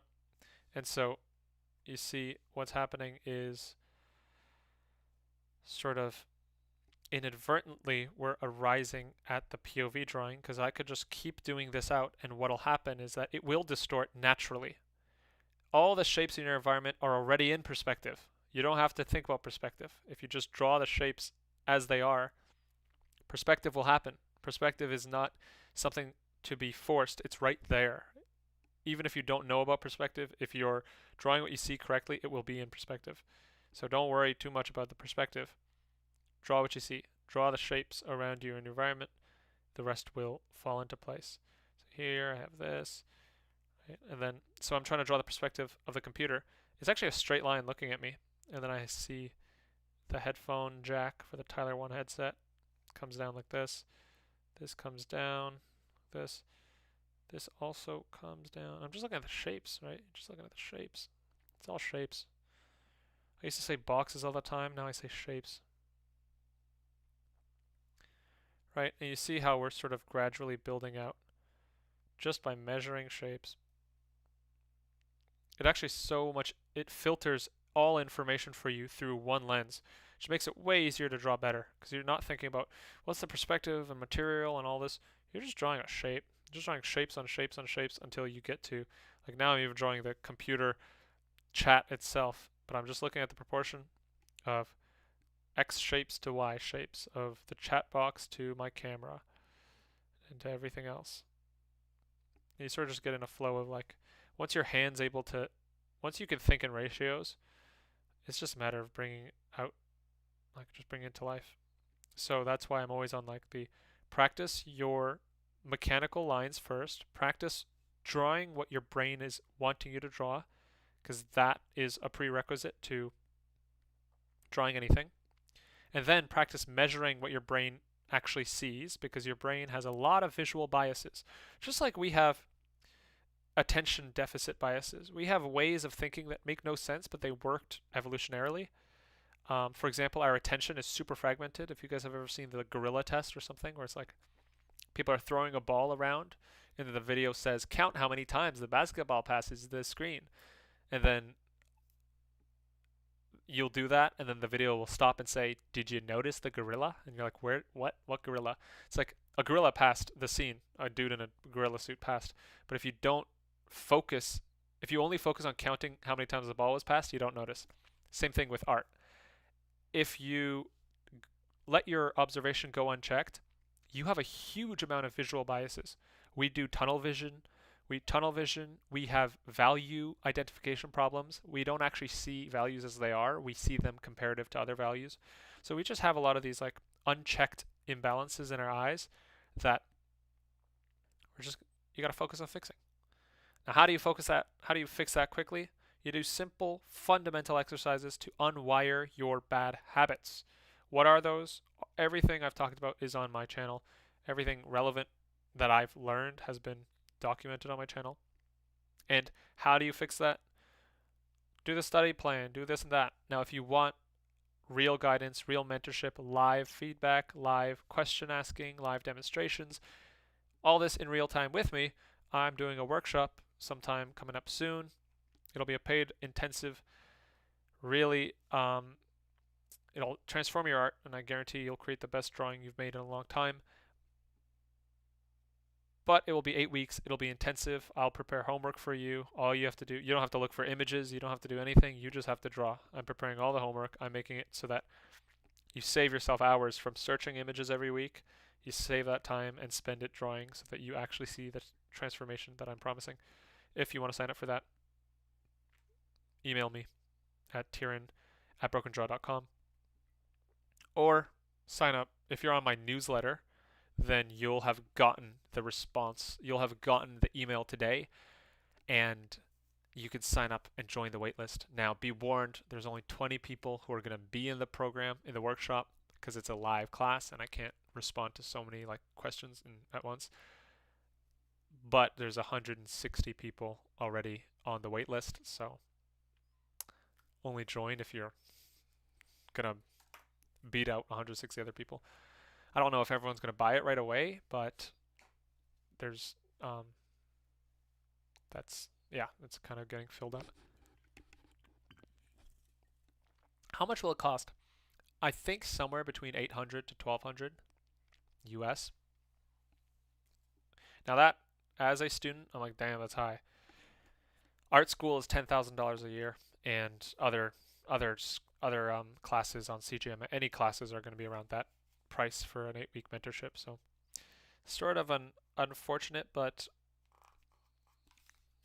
sort of standard price. Although I will say I've taken a few of those classes and I've never been disappointed by what I learned. Took a design class with Tyler Edlin, took an anatomy class with Stephen Hampton. So yeah, if you have the means, mentorship and classes are the best way to learn. So that being said, if you don't, I'll be doing a Patreon soon, which will be a fraction of the cost and self-directed learning. Yeah, part of what I'm doing is I'm promising, like, my goal is to. Now, I'm going to be launching it with someone else, so I don't know if I can guarantee a money back guarantee, but for if I ever launch a class, I'm going to have a money back guarantee, which is like this is goal oriented. It's not education oriented. If you learned a lot, I don't care. I want you to have improved a lot. So that's why I'm focusing on applicable tasks, systemized learning, and ways of thinking that will improve your drawing not just in the 8 weeks, but for the rest of your drawing career. And that's not going to be without a lot of effort and a lot of rewiring and a lot of effort on your part, right? I can't promise that you'll make the best drawing of your life if you're not going to try, if you're not going to draw often. But if that's your goal and my goal, yeah, you're fine, because I've made that progress in my art almost every time I take a class, and I didn't know it was possible for me because I thought I already knew a lot about drawing, but apparently no, there's always, I mean, yeah, you can learn a lot. So I'm just excited to, I've been talking about it for a minute. Super excited to finally be in class. Can you guys tell I like yapping?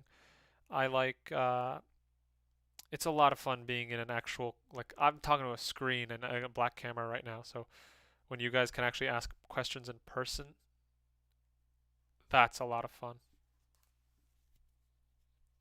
And these exercises work.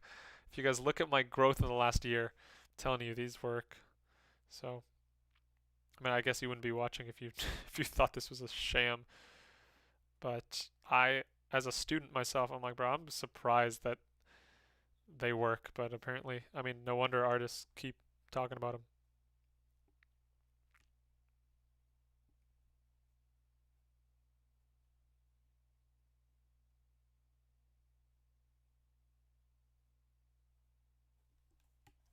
And that being said, if you're someone who's going to improve on your own anyway, you know, maybe save your money. But I found that I was someone who I learned on my own really well. If you learn on your own really well, you'll only learn better with a mentor and a class and a system and a community of people. You know, education is the one thing that I think, like, yeah, budget, yeah, be mindful of your money, but education tends to be a great place for it. Whether that's for me or not, you know. I know I'm competing against you buying courses from every amazing artist available, right? So you know where your money's going, and don't feel like you have to spend it on me. I'm glad you're here in the first place.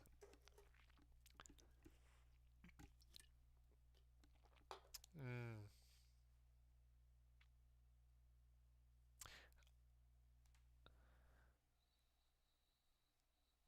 Damn, bro, you don't care about my learning. Why? When I say that, I do. I think you should be observing a lot more if you want to capture the accuracy of someone's likeness. Hmm. Yeah. Drawing from observation is the gateway to drawing from imagination. Absolutely.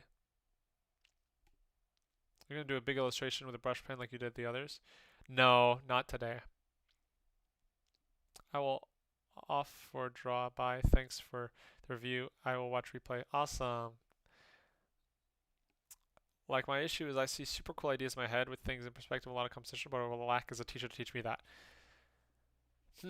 Yeah, you might also lack experience too, because I see that too, but it's not. There's some things that are, it's like, I think you guys know what, I'm not going to, by the way, the course is not going to, if you've watched every video of mine, you're probably not going to learn anything new. The course is not for, the workshop is not for education. It's for implementation. Education is easy to come across, bro. No one, like, I'm not going to be the only person to teach you how to draw perspective, but I might be the only person to get you to do what you know you have to do to learn perspective, because that's all it is. Art is simple. It's just simply hard. Like, I think we spend a lot of time looking for the exercise that is going to change our art, or looking for that knowledge that we're missing. What we're missing is volume. Like, that's simply the truth. What you're missing is not information, it's implementation. You're just not drawing as much as you need to get where you want to go. That is true for most people. If you've watched, if you know who I'm talking about when I say Proco, when I say Zeph Draws, when I say Athoro, when I say Challenge 52, when I say Kim Jung Gi, then you've done your research. Now just draw more.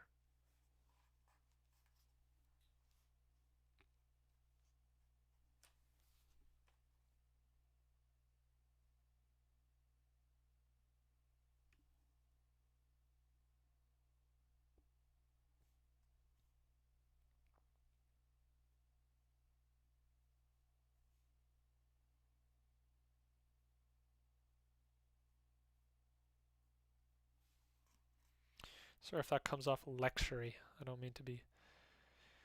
I'm not preaching here. Maybe I sound like I am.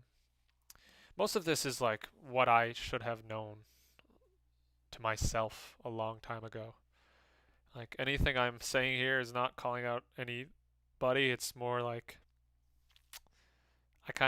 I know the issue with some lessons is that you're just not going to learn them. Like, you have to experience them to actually believe it. I say this and it's like, at the same time, people are just you're just going to draw what you're going to draw because you're only interested in what you're, no one is actually going to do what's the most optimized routine. I think accounting for the lack of optimization is the best way to learn fastest. Is like knowing that you're not going to learn as fast as you theoretically could, because nobody is a theory. They're in practice. You always come up against obstacles that you just can't overcome as fast as you'd like. Bro, these guys watch Naruto for the. Oh yeah, I'm gonna put. Yeah, they got Naruto playing on the TV, and they're like, "Yep, I gotta be a ninja warrior. I gotta be a Hokage one day."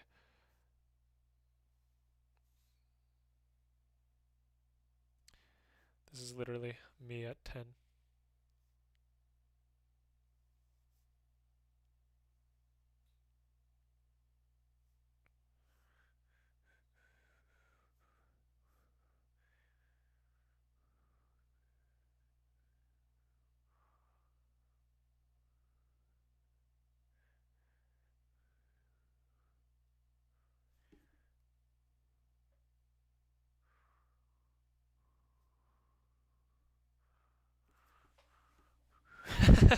I'm liking how this is turning out. It's like, oh, you guys aren't seeing this.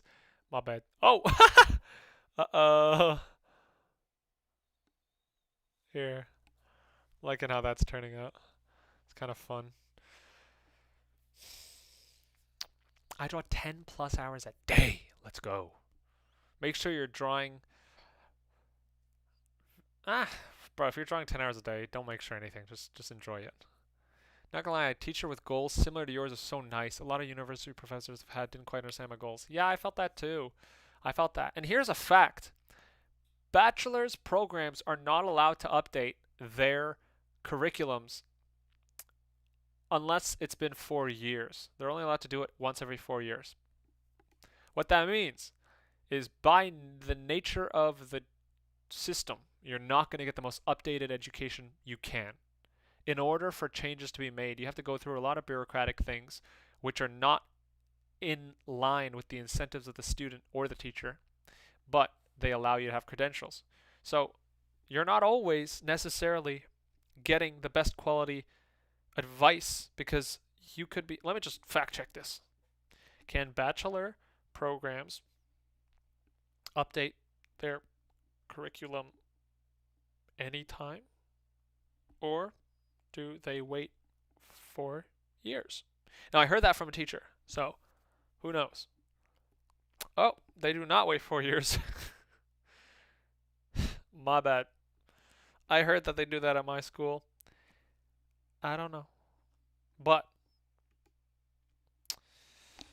major core programs tend to change every 3 to 5 years during review. So maybe that's what they're talking about. Point is, yeah, you don't always learn the fastest from a school. Hey, Tyrion, Leo again. Turned in my application for Sheridan. Love that. Wow, you finished that quick. Good job, Leo. Amazing. Holy. So happy to hear that. That's amazing. That's awesome. That's super dope. Thanks, Twin. It was fun working with you, man. All the best, and I'm sure we'll see each other again. I'm kind of dumb though. I'll watch a bunch of videos when it's time to draw. My brain just blacks out. Yeah, I do that too. Part of it is, did it go through? What went through? What go through? It's what I find most beginners miss, which is primarily a staple of learning and not taught well in schools at all. You're not that dumb, that's what learning is. I said above, you're not learning anything from a video. You're only learning from doing it 100 times. Facts. I've had tutors who couldn't even teach me a basic perspective for composition, but rather certain things like tigers and weird forms. It looks pretty, so knowing that you have class soon is great. That's tough. Yeah, I'll say, like, I don't have great design. That's something I missed. That teacher you had good design. So everybody teaches different stuff. Although, I mean, if they don't know perspective, it's kind of cooked. But who knows? Maybe they had a good personality. I don't know. Hey, yeah, I got a class coming out soon, though. I'm super excited. I'm super excited. You know, you can tell because I'm not going to stop yapping about it. But it's because, man, it's been like I can't believe how quickly time's gone. It's like I've been trying to make something, and the book ended up taking 9 months, so that took up more time. And then now that the book's out, I was like, what's the next thing I'm going to make? And then I got an opportunity to teach a class, and I'm like, I'm going to teach a class for sure. Still haven't sort of gotten it greenlit yet, but I'm waiting to hear back because I want to launch it, and I'll tell you guys all about it when that comes out. But it should be pretty fun, pretty cool. And then I'm going to launch a Patreon because YouTube does not actually want you to create the educational work.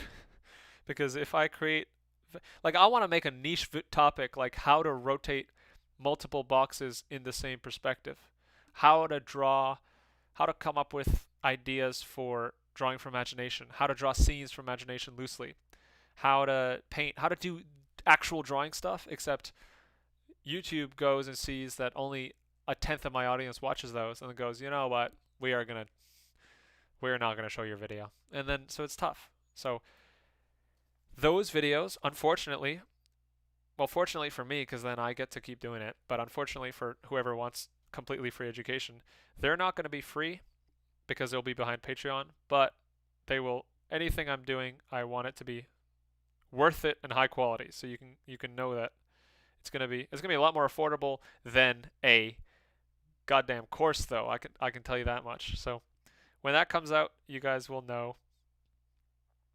I'm going to upload. I'm so excited. I'm going to upload. So it's going to come out when the 50 drawing exercises video comes out. If you don't sub to the Patreon, but you got 50 free exercises, you can surely learn from that anyway. The main thing is I'm never going to make videos. I'm never going to stop making videos on YouTube that I'm like, oh, I'm not going to tell them this for free because then I can pay them, making them pay. Now, education is so common. Like, I know lording education over you guys isn't going to do anything, and I don't want to do that. But I will make paid videos that YouTube would not benefit me to make online, right? It sucks because yeah, that's why I didn't make another perspective video because it literally is costing me to make those because I spent like so long on that and YouTube's like, yeah, nah, you're not gonna. And it's honorable, honorable to do it for the love of the game, but I want to keep doing it for the love of the game, and I can't keep doing it if I don't make banger videos that people watch, unfortunately. Just like the schools that I was criticizing, my incentives are not always aligned with you guys, right? I want views. Um, I want to help you guys, but I also want to help you guys in a way that gives me more views so I can keep doing this and not have to work at Hertz Rent-A-Car to keep doing this for my life. So the agreement we make is if some of you guys want more in-depth, more raw videos on topics and you guys can vote on that, what topics you want. But there'll be a library of common ones like how to draw faces, how to draw scenes from imagination, how to rotate boxes, very, very basic stuff that everybody would benefit from. I'm making a library of those videos right now. They'll be available. When the Patreon opens up, then I can give you guys more like I don't have to make every video. What's up, everybody? Welcome back. 3 tips for this. It'll be like casual. It'll be like this right now. It'll just be like a long form, full drawing thing. You doing a book motivated me to do like a year-long collection and print it, even if it might not be ready. Oh, hell yeah. That's awesome. Yeah, yeah. My hope is that, it's like, hopefully you guys, I know people always, and I know people say, don't listen to the people who go, what? Why are you making it paid? But my hope is like, I made a free book. So it's like, I'm not trying to paywall education. I told you all the education already. That's everything that I know is in that book. And if you guys want more implementation, you guys want more guidance, then there's the option on the Patreon, right? Anywho, enough monetization talk. Let's figure out what's going on here. I'm liking this. This Loki like got some form. Roger, appreciate you. Bro saying, let's go, broken educate. Hell yeah. So what curriculum are we expecting? What do you mean, sad boy? What? I can tell you the curriculum for the 8-week drawing class if you'd like. Depends what curriculum you're asking about.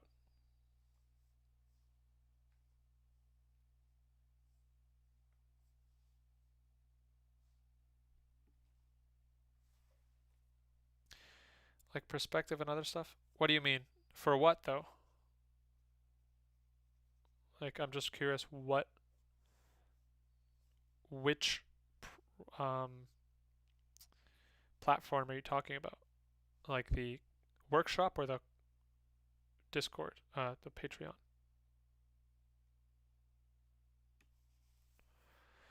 You look really good. Thanks. Thank you so much. What about my drawing though? What about my art?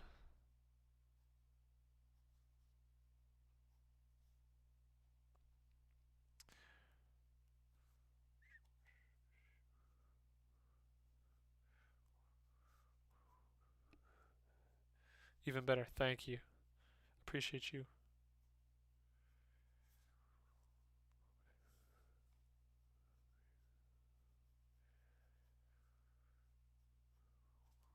So we're trying to add shadows around this so we get a sense of like. And here's the move. Put textures where there's shadows because all textures are the indication of the pattern of shadow. A texture is just a pattern of shadow. That's all it is. So you should only put it where objects would be in shadow. So you see, by only putting grass texture underneath this character, we're giving it a sense that this character is creating a cast shadow, right? You don't even need to be very precious with it. You don't need to be very specific either.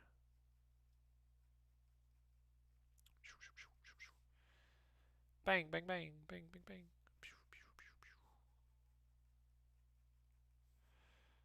Something like this.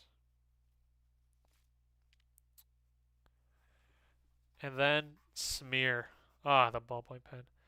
Oh heck yeah! I'm actually I'm gonna make some videos on different mediums too, like how to get the most out of like ballpoint techniques versus fine liner techniques, because you gotta hatch differently. Because you can't like this really gives you that shadow. Are you using ink pen? Yeah, I'm using just literally just the cheapest pen you can find at Walmart. Ultra round stick. I got a bunch of these. They're dope. Ultra round sticks. Would you recommend students make books? Peter Han recommends it. He literally told me to make the book, and he told me to sell it. Um, he said you should sell a book just to test yourself, kind of. I actually cut that part of the interview because we talked after, but yeah, he told me. I said I felt underqualified. And Rembert, yeah, Rembert's in the chat. Absolutely. Like, if Rembert's saying it. For those who, I don't know why you don't know, but if you need to hear it from anybody, um, this is who's in the chat right now. This is Rembert. Look at the name. Look at the username here. Look at the name on the cover. That's Rembert Montaldo in the chat, guys. So, hi Rembert. Hope you're having a wonderful evening. Or morning. Morning. Yeah. Yeah, we got a legend among us, guys. I better step up game here. Check that. Look at this. This is my favorite drawing. One of my favorite drawings in the book. This is why I wanted to buy the book, actually. Rembert, given that you're here, do you have a favorite drawing in this book? I know you talked about this story in the video with Christian, but what's your favorite drawing here? As best as you can describe. I'll see if I can find it. We got this one. So Rembert made a video on Proco talking about this book, so you guys can check it out. I also made a video on Artwad talking about this book. So I'm excited to see this project come out. I know that's part of your I don't know if it's revealed yet. I know you mentioned it on your story. Yeah, that's actually Rembert. Crazy. Honor. I'm gonna this is Jackie Druko's art. That's a sticker. Yeah, this is amazing. Page 158. Oh my god, even got the page. Let's see. So this is Rembert's favorite drawing in the book. Wow, holy Valorant characters. Oh, interesting. This one, hey? That's not what I would have expected. I wonder if, I bet other people would choose like the super flashy stuff. How come it's this one? Is this the right page?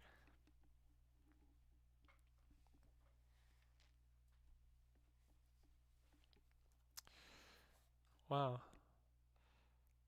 Yeah, how come? I'd love to hear why. Both these pages. Wow. Yeah, I remember you talking about this one. That it's not, these guys weren't actually angry at you for drawing. They flowed nicely when drew them. Ah, interesting. Yeah, I guess that's true. Like, an artist will always have a very different, like, if I would say my favorite, it's gonna be something super flashy like this, the super impressive drafts like these ones, but you have the experience of just the feeling you got when you were doing these figures and the plane, and yeah, I guess we're always completely different side of seeing it. Interesting. The flow. Were these just were these for yourself, or were you demonstrating at Art Center? Man, of course, guys, we got a actual master here in the chat for yourself. Wow, no, it's like these that I'm like, holy crap. But I guess of course a student or a someone watching, looking at your art is gonna be the most infatuated with your highest level rendering and all your tricks put together, but you just like that was easy. That felt nice. Yeah, these are crazy. Unbelievable. And guys, this is printed, but there's a seriously different experience when you see the drawings like this just in an actual sketchbook. Like this is actually just his moleskin. So it's like if I drew this on, like it's crazy when you get to see these in person. They're insane. Love you guys as well. I'm gonna start streaming on my YouTube channel next month. Oh, amazing. Are you gonna do like large landscapes or just sketchbook stuff? I think I'd love to see how you sketchbook and just. Oh my god, look at these. We can collab. Oh my god, I think I'm gonna have a. I I would love to. That would be amazing. But you gotta show me the ropes, cause I remember I was on Modern Day James's stream, and when he's drawing, he went to go get like chicken real quick, and he asked me to take over, and I remember just like being so stiff and not knowing what to draw. But have you ever had that feeling of like I can't imagine from your end the times when you weren't confident in your work, but I also know that as an artist you must feel that way all the time. Do you have that feeling of when you're first collaborating with an artist or working on a team and you're like, man, I don't feel I don't feel qualified for that. Yeah, guys. Once again, we got that's the book. Check it out. I don't know where to buy it. I'd say check it out on Rembert's website or check it out on Rembert's Rembert, where do people buy this? Just their Instagram? Yeah, same publisher that printed the Kim Jung Gi books too. So these are good quality. This book was on my like wish list for 2 years. Finally went to Lightbox and got it for myself. So yeah, Liberdistry.com, Liberdistry, or maybe also I don't know, Liberdistry.com for sure. Jay Scott says, I bought your course on Proco. It's been great and helpful with my pen drawing. Amazing. Ah, what a legend. Well, Rambert, I don't know how long you're available, but I'm just gonna say thank you for coming by and helping educate the chat here. You guys are seriously like, oh my god, we're honored. Can you achieve this level of drawing without being able to draw at all with consistency? Of course. I mean, everybody who ever started to draw started without being able to draw at all. Thanks. I'm freelancing here all night, Snow Rays. Oh, awesome. Oh, I didn't know you do. What kind of I don't know if you can say, but what kind of freelance is it? Like studio related or is it like commission freelance? What's the nature of your freelance? And I won't ask you questions 24/7 so that you can actually use your hands for drawing, but while I have you.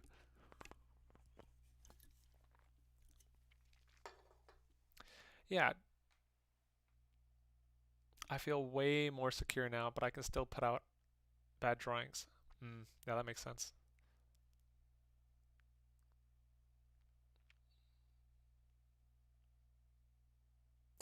Yeah, AISS smelt so aver. Can you achieve this level? Absolutely. Like, yeah, you have to. Everyone started bad at drawing. That's just you know, doing storyboards mainly, which is similar to sketching. Ah. Okay. Let's continue, and I'm gonna forget that there's a actual living legend here, so so I can still feel good about this. Let's go. Okay, all in all, I am feeling actually quite good about this drawing. So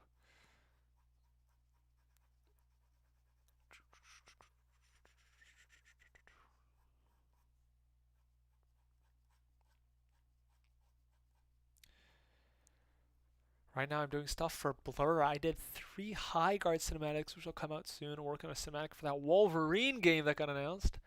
Holy crap. Damn.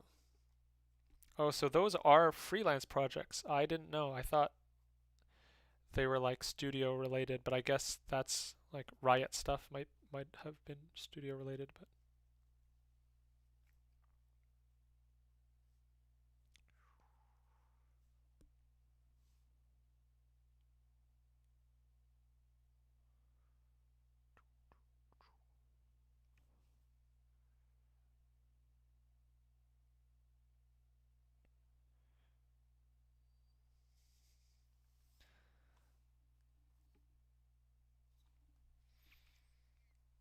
Okay, so hopefully this dude's starting to look like he's working out. I work in a studio. I work in a studio on a game called The Last Sentinel. I boarded that cinematic too. I love storyboarding because I can draw in my own styles and it's character acting. Oh, so I guess you don't have to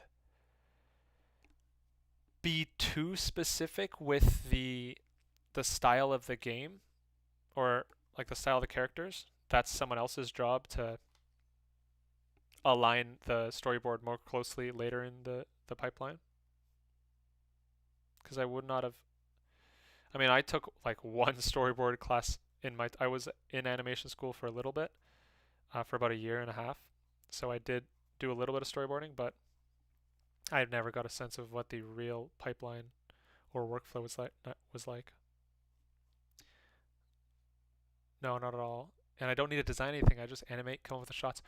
Oh, that's cool. Yeah, you kind of just keep it um like just the base model of the mannequin, I guess, or something like that. Like, oh, that's nice. Yeah, and you basically just get to like animate before no, animate without all the in-betweens. That's nice.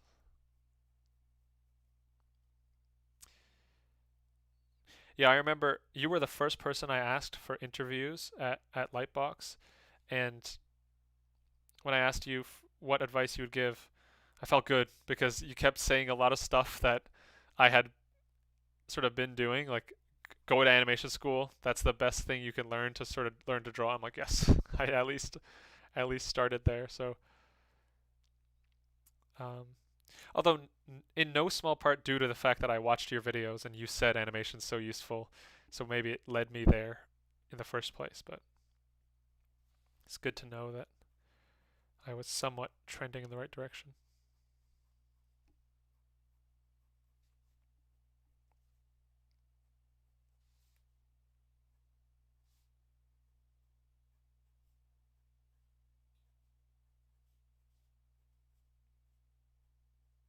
I'm excited to see your new course. I'm not sure if it's yeah, it's like the drawing outside course.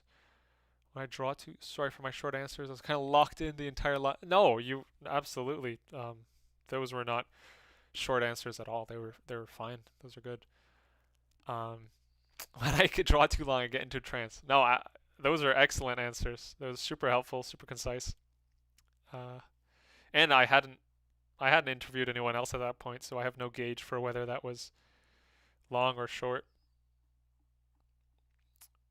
But it ended up being a good mix of responses because some artists went super in depth and some artists gave very broad principles that could be applied, and I think that's good. Like Peter Hahn talks very specifically about one very specific thing. You gave more applicable principles that I think, yeah, it fills out. If there's a pyramid of progress, some people you need someone to help you all the way up. So you gave great principles. I mean, people have watched the video here.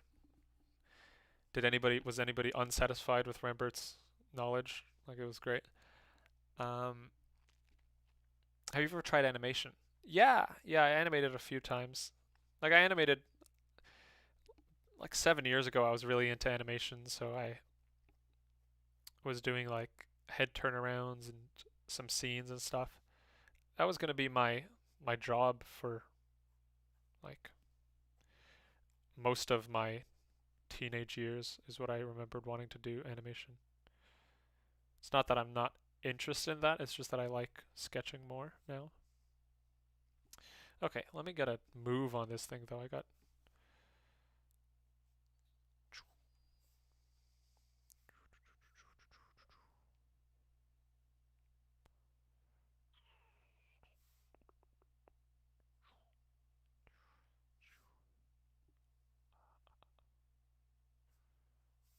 Hmm.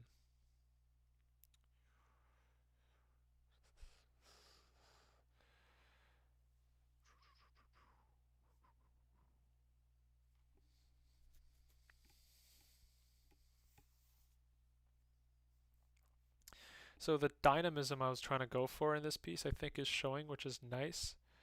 It does feel like there's some real depth. I want to keep that up for sure without, but I want to still experiment and trying to achieve a certain outcome while trying to experiment are sort of opposite ends. Like I'm trying to make the shape design of these tables interesting, but then I risk making something that's not dynamic, right? So having multiple objectives here will, yeah, I'm kind of not cooking with that, but you know, it's okay. We'll see how it goes.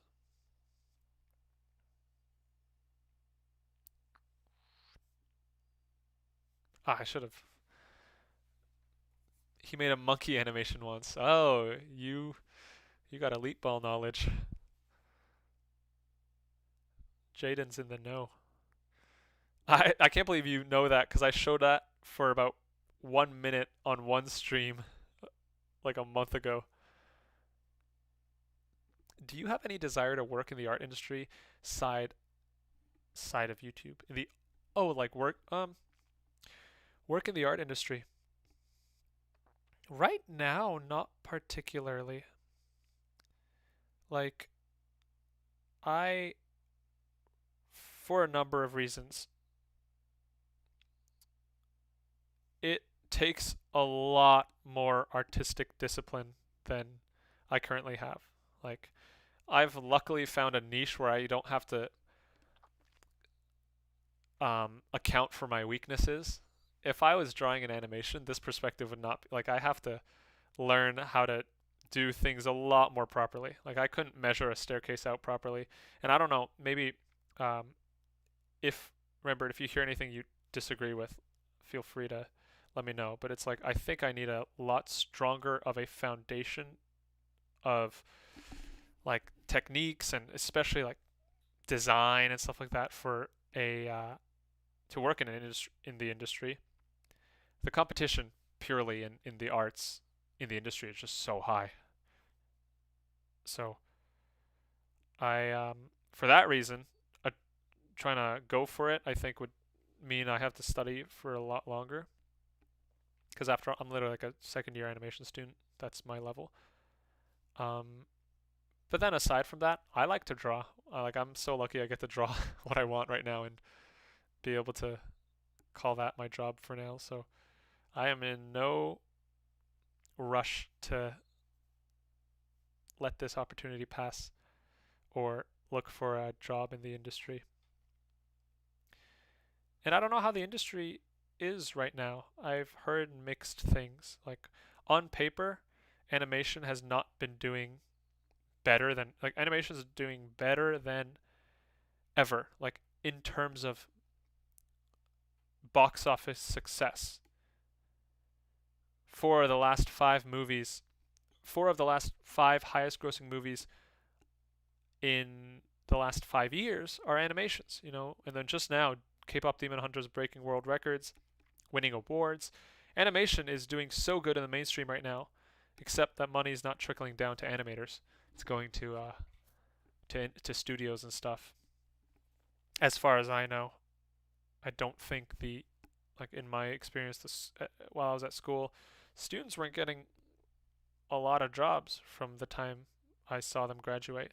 There was apparently pretty tough barrier to entry there. So it's like all that doesn't, granted, given that I'm not in it yet, doesn't make me want to strive to go in there. High competition, um, more uncertainty. So I like what I'm doing on my own. So yeah, I think I'm chilling for now. We'll see what happens. We'll see where the wind blows. Although if YouTube doesn't work out, it's like I'd rather I think I'd rather do it like Christian Knee's doing. You guys, I don't know if you're familiar with Christian Knee, but he's the one helping um, other artists like Rembert with his course and Michael Hampton with his course as well. It's like he helps other artists, and I think I can. That's something I'd be more confident doing, given that I can do YouTube more than trying to be another cracked artist in the industry. That's a hard industry to enter. Drawing from imagination is its own unique niche, IMO. A lot of these industry folks wouldn't be able to do it. It's a unique skill set. Yeah, I agree. Like there is a specific skill to drawing without needing a reference for sure. And it's because I think animators would be more likely to like. You take a handful of animators, I think they could draw from their imagination pretty well, and it's because they specialize in not in sort of making things up quickly, because I think if you have to rely on a reference, it's very easy um, to work too slow. And if you work slow, you probably aren't as valuable as as someone who can draw just as well but not have to work so slow, right? So I think it's incentivized for animators to learn how to, or they in training learn how to sort of imagine in forms, right? That's sort of how I stumbled upon drawing from imagination, was the same philosophy of animating. So chicken or the egg problem, but I think either way, animators do tend to have a leg up when it comes to drawing from imagination.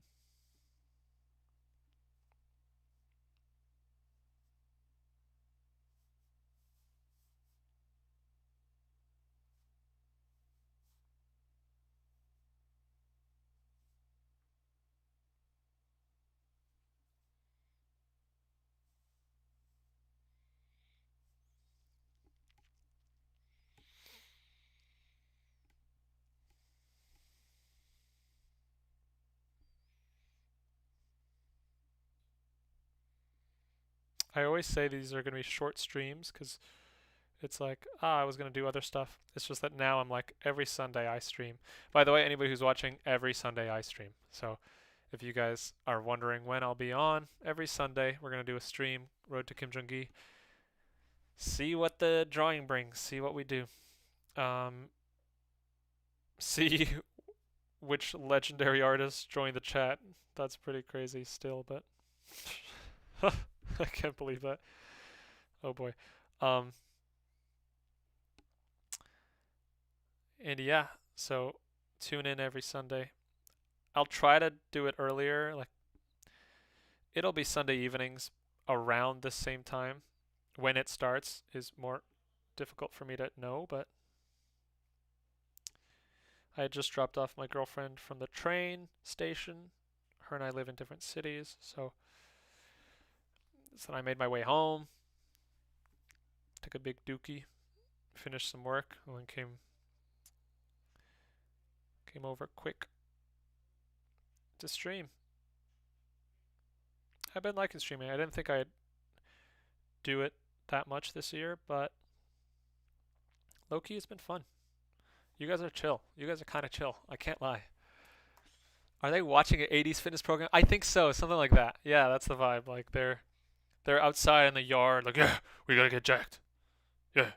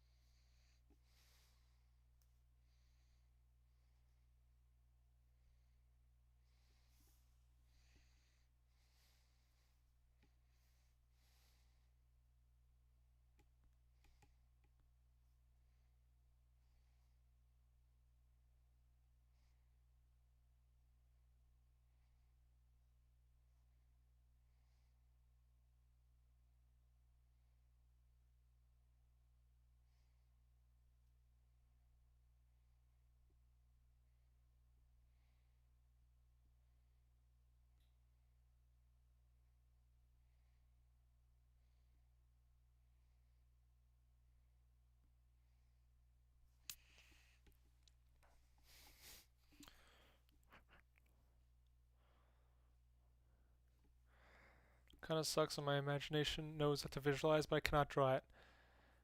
Bro, I can't find you on Patreon. I don't have a Patreon yet. I just said I'm gonna make one. Bro, this elephant I'm drawing does not look right, lol. Oh no. Does it have a trunk? I'm on the burger next to the TV. Bro, you gotta get your calories in. They're tracking their macros. Which country are you in? I am in Canada.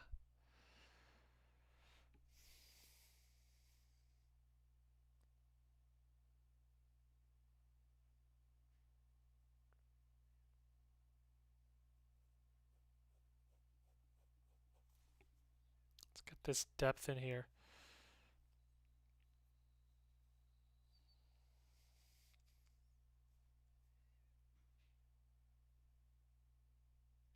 See if we can't get some nice... Let's see if we can't do some nice rendering work here.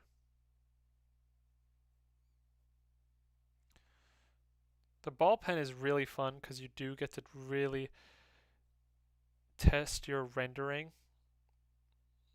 See if you can push and pull values, push and pull the eyes, see where they're going. Like we're trying to get a dumbbell in the grass here.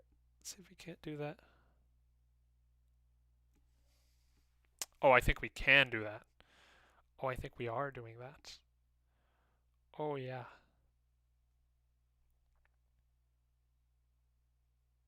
I also find it funny when artists that I admire and have seen, like, in person come to the chat. Because I'm like, when I meet them, I'm like, hi, what an honor. And then, like, I'm way more timid and way quieter. And they come into the chat and me, I'm like, what the? And I'm clearly not as way more comfortable on my own chat here, so it's like a 180. It's like damn.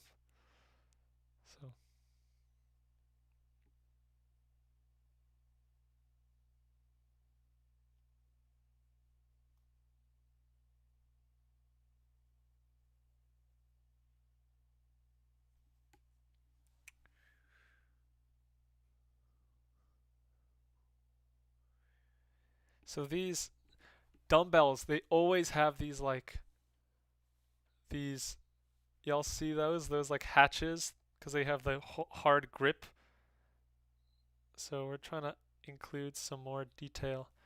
Right, I think that does a pretty good job. And then we can. It's about the shadows, bruh. You gotta show the shadows.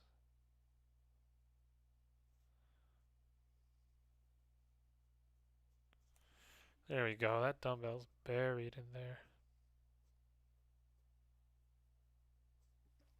Any good book recs, guys? You guys got books? Let me hear them. What books you like? I just tapped my sketchbook thinking it was an iPad. Damn. Damn. Alright, I'm gonna get another bite of cheesecake. I'm gonna get another cranberry ginger ale, white label, President's Choice, and and I'll be right back.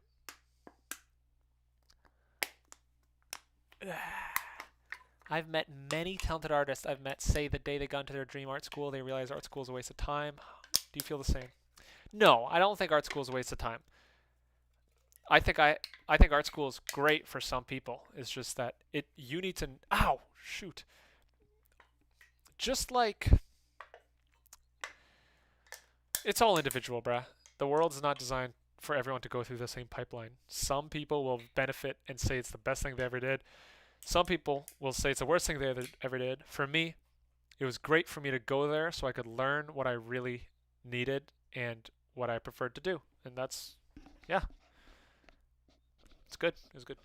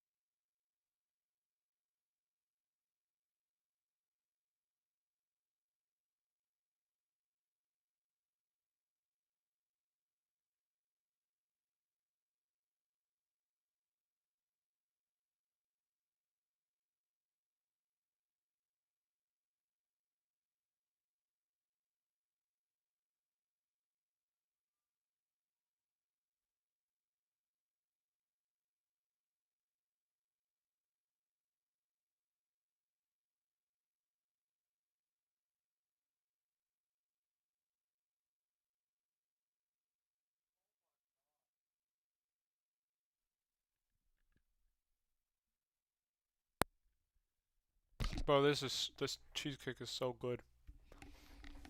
Oh my god. I can't handle that. That's too good. Whew. All right. My goodness, guys. Let's do it together. Let's get the crack. Here we go. Wait, hold on. Don't quote that. Okay. Let's get it. Okay, ready. Are you ready? Oh. Oh damn. Oh damn. Okay, no more zooming in the.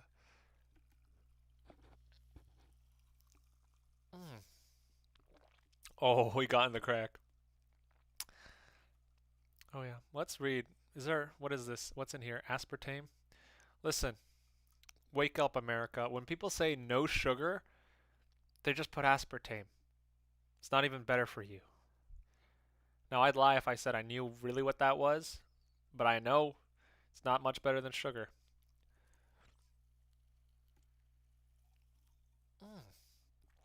Oh my god. That's so good. Okay, this is not what you guys are here for. I get it. Let me.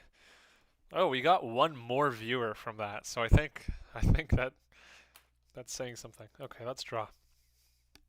So, I believe what I need in this scene is a dog. I gotta get a dog in this scene.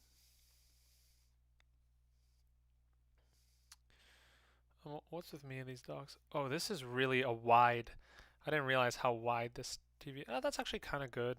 Yeah, that's fair. Getting that depth in. That's not bad. Let me establish the floor grid even more here. Help myself a little bit. Get that depth in. I mean, that's like knee height. Anybody here? So, what I could do, I guess, is actually, oh, we're gonna be ballers here. We're gonna do some crazy work here, if we can.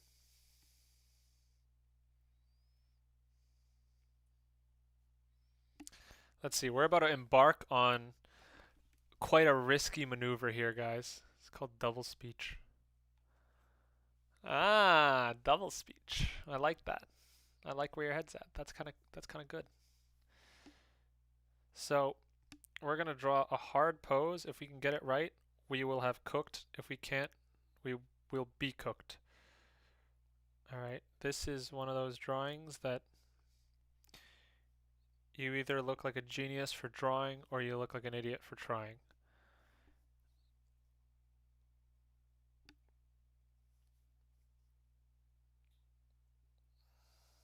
I always think that we're going to end up on the latter end of that.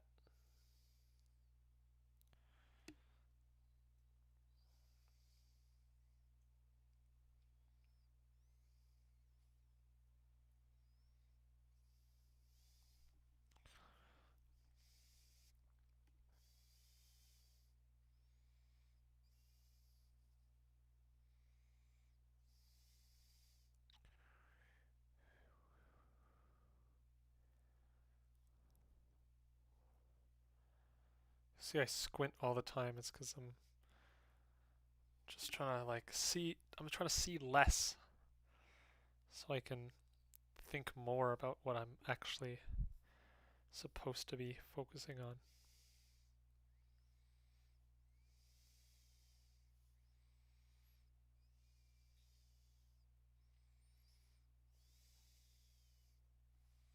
So my horizon line's not actually here. That's way too low. So it's actually like up here, which is good for me because I needed more horizon line space. So that's not a bad thing for us. We're actually going to have to adjust this slightly so that it does fit the horizon line better. We can do that by doing something like, what's about that height? What's about shoulder height? The gambler's back. That's true. If that's the horizon line,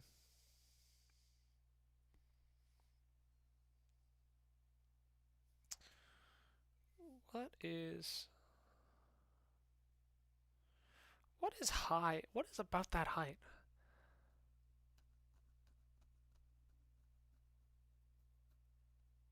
What they have just hanging about?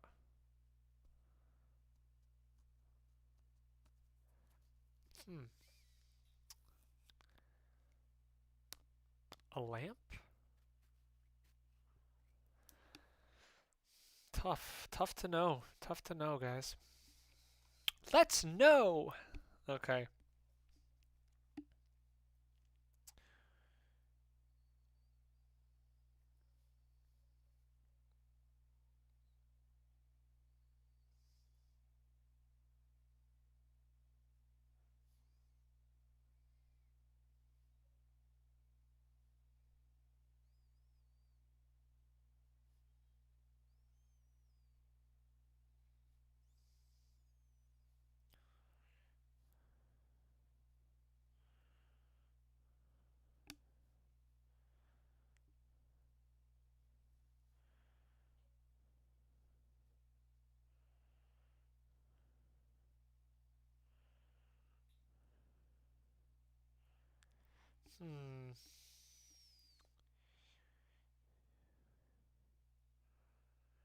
Now don't rate these guys as form, okay? They're doing their best. Ate the whole cheesecake on stream. Not for free. Not for free. I'll take bites in between though. I will be doing that. Can't lie.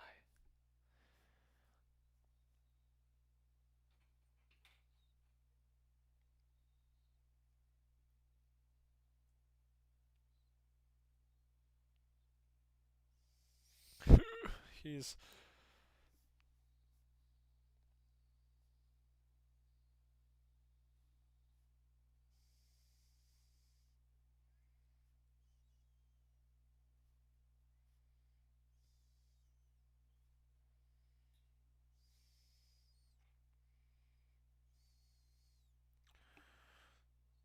Okay.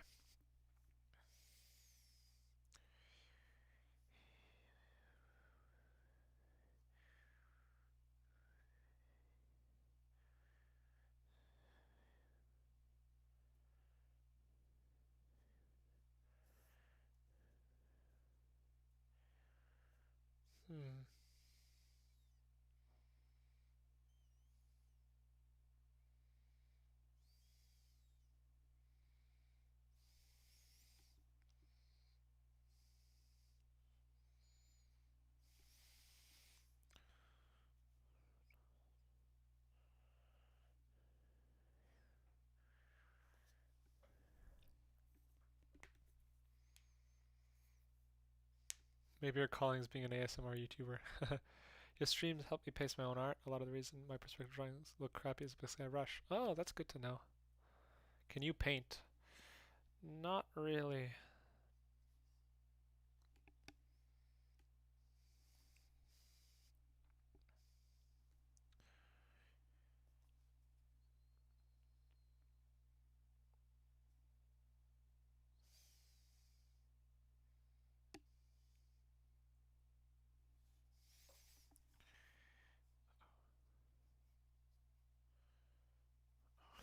He's not gonna be lifting this bar correctly.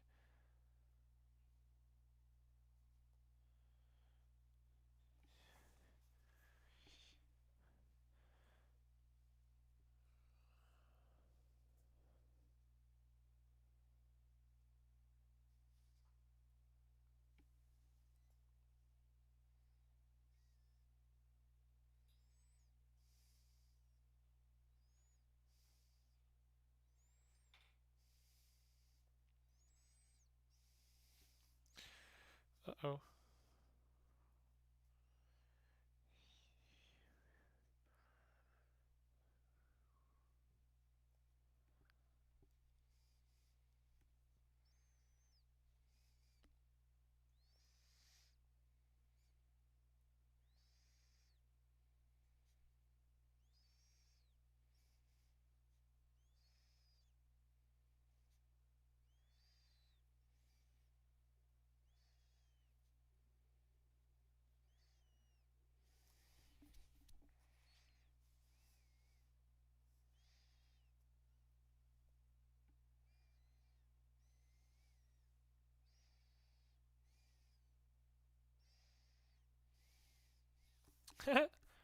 He is cooked. Brother's cooked.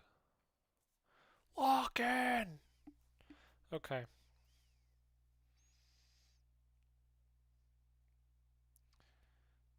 Oh, this dude's not making it out, guys.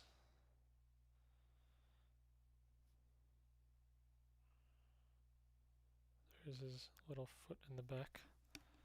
He's like, uh-oh.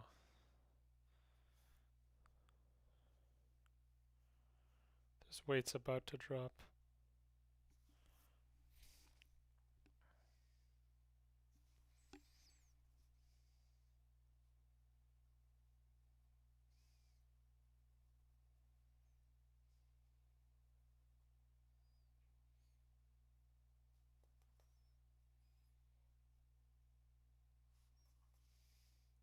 Chicken Little on steroids. Did we decide these are chickens?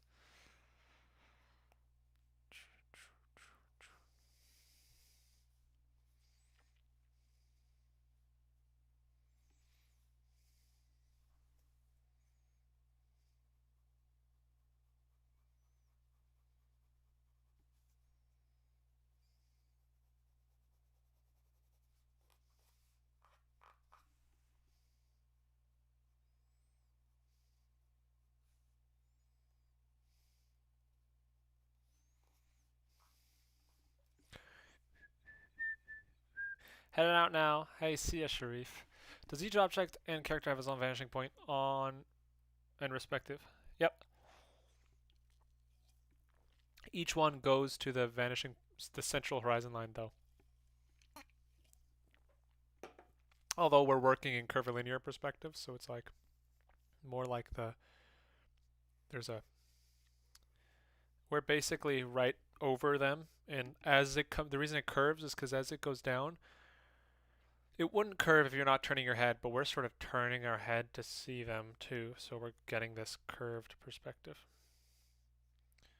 where we're seeing the sides of objects like this. Extruded, so to speak. Like this.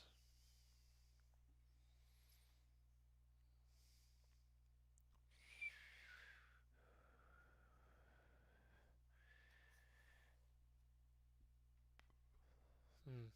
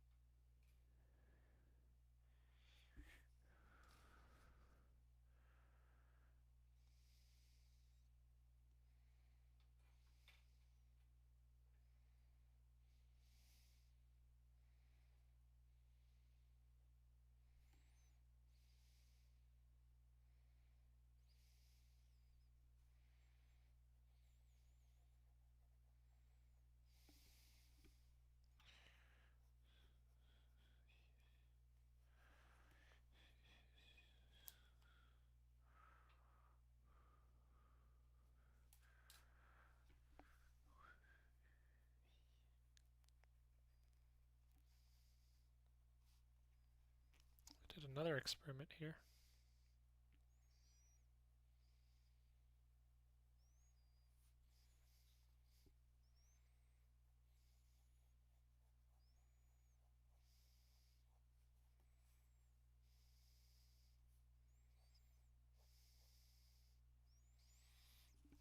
We got a head in the foreground.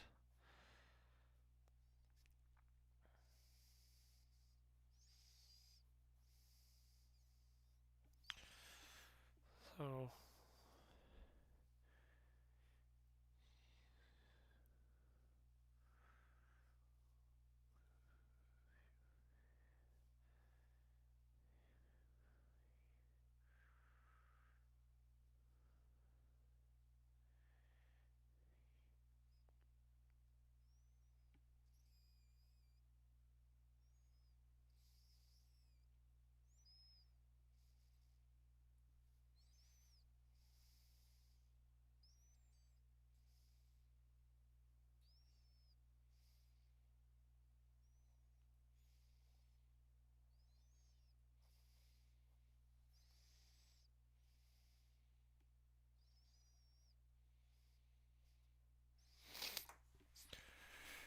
have you tried a Thoros week 52-week challenge? I am doing it right now.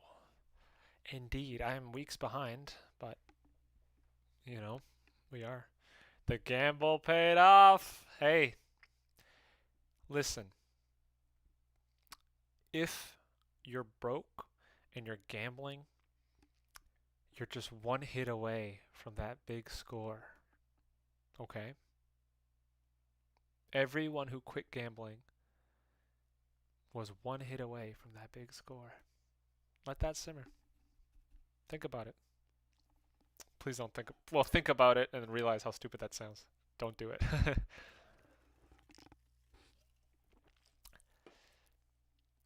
I just started learning and I'm doing loads of boxes in 1 and 2 point. What actually I find difficult is how to relate boxes to human heads. Yeah, you gotta be able to carve them out first, right? You can't, in order to draw the human head, it's because the reason you have a hard time relating it is because the head is not a box. But the box is your most primitive indication of depth and form. You have control over this. You don't have control over the skull. Not yet, at least. So the idea is you have basic volume on one side and uncontrollable reality on the other side. And let's just call that your actual skull. And so we need to bridge the gap. How do we bridge the gap? Well, you start with what you know. What do you know? The best thing you can control is the box. So you try to turn the box closer to the skull incrementally. So this is a very shoddy representation of the skull, right? This is a box. There's a spectrum here. How do you combine the two? You do reference drawing of real skulls, bringing you closer, where you simplify the skull and really try to understand the reality of it. And then you do simplified boxes that you try to build complexity. So in this direction, you simplify. And in this direction, you complicate. Right? Most times when people can't draw something, it's because they miss one of these two on the spectrum. You either miss the simplification of the real thing, so you do boxes, but you go, I don't know how to connect them to real life. It's because you're not looking at real life.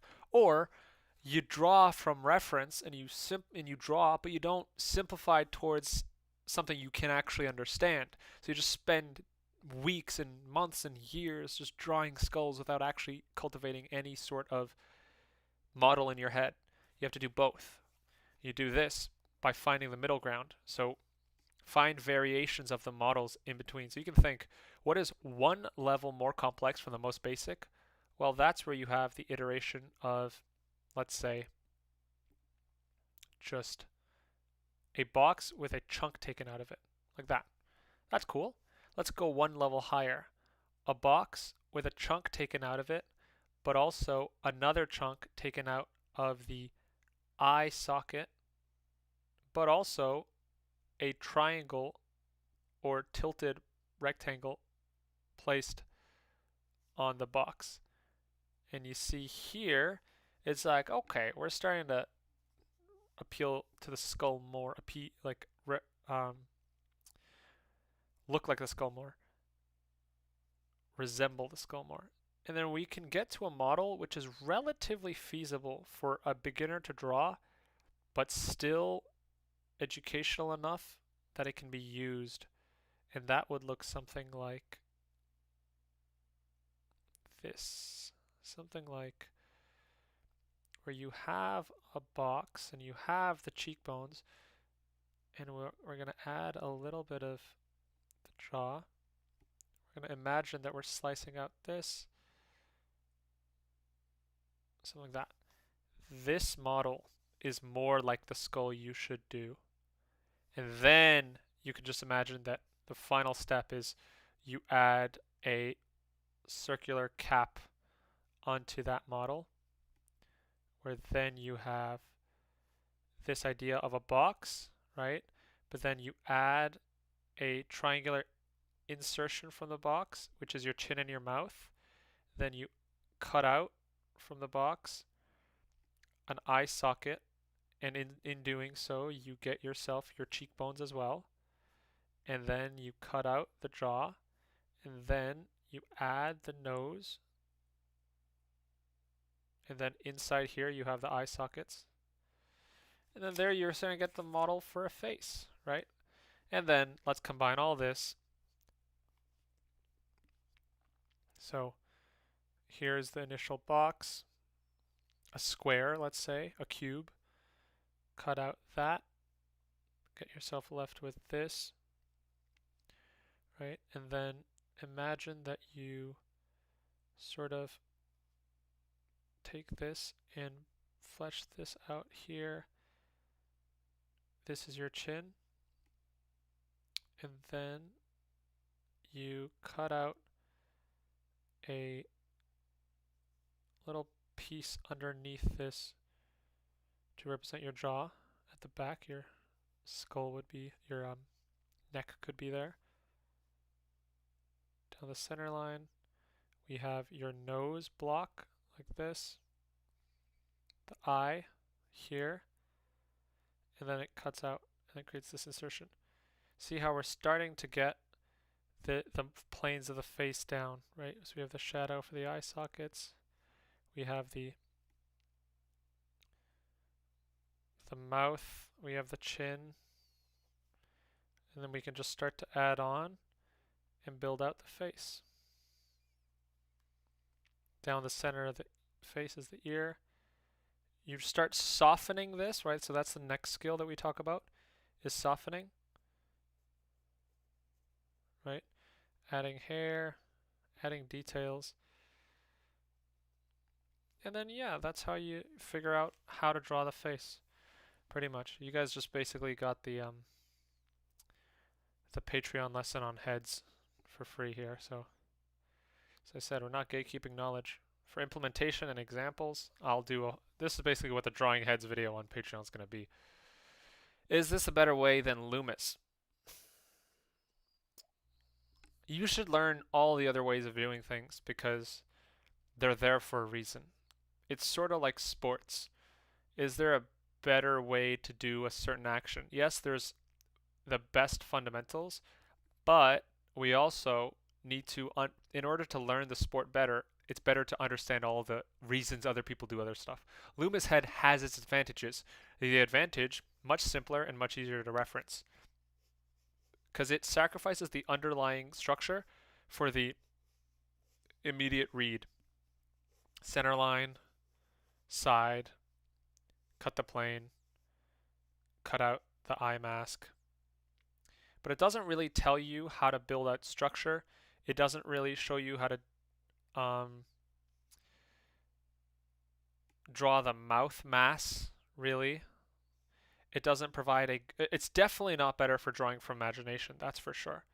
Loomis head is very reliant on a reference, right? But understanding the Loomis head allows me, like I have studied the Loomis head and I understand it. For a beginner, I would not, for someone trying to draw from imagination, it's not my recommended head. What my recommended head is what I've just showed you. It's the understanding that you need to solve for, not the method. Now what method will get you to that understanding? That sort of depends on what resonates with you, but yeah. So pretty much the box learning thing is just to learn the illusion of depth. Absolutely. Absolutely. Why do you want to draw like Gi? It's not like I'm trying to draw like Kim Jung Gi. More so that he developed the idea of drawing from imagination, and I just like to draw. Why do I want to draw like Kim Jung Gi? Because what Kim Jung Gi really did was just draw. You would call what he does draw. He just draws well. He just does the act. It's like he does exactly what a child did when they drew. They would just draw what they thought about, except he could just do it to the level of thinking that is so proficient that it looks like an image. So I just draw. I'm drawing. That's not to take away from the credit that Kim Jung Gi is due in my process. But I mean, it's not like I'm specifically trying to look like Kim Jung Gi's art, although his art is such an inspiration. I'm just trying to draw from my imagination. And he teaches you how to do that, though. So anyway.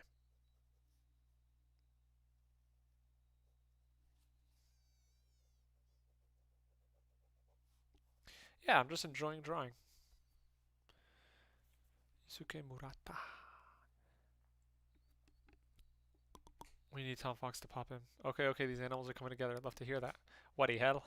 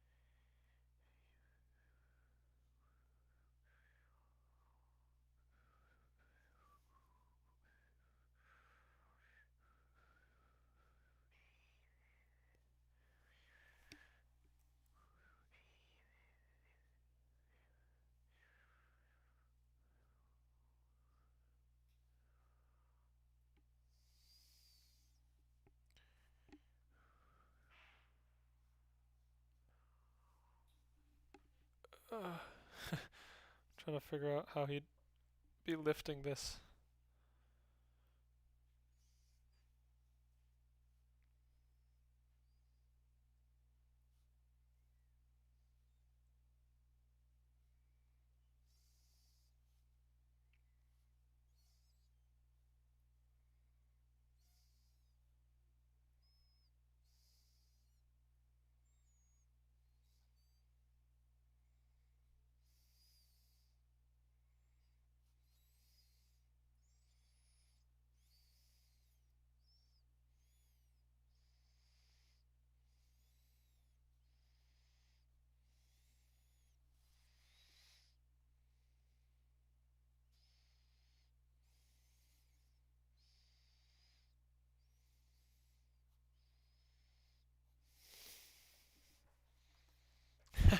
Bizarre scene I'm drawing. Do you recommend any courses on perspective? Not off the top of my head. How did I learn perspective? No, I didn't take perspective courses. I took classes in school and stuff, but perspective comes perspective courses. Maybe a Thoro. A Thoro's good with that. The way I'm going to be teaching it is different than I've ever heard it taught. I don't know if it'll work, but it's how I understand it. Is YouTube sustainable for you? I ask because I'm personally very interested in making my own art educational videos, but I'm not sure if I'd pay bills or anything.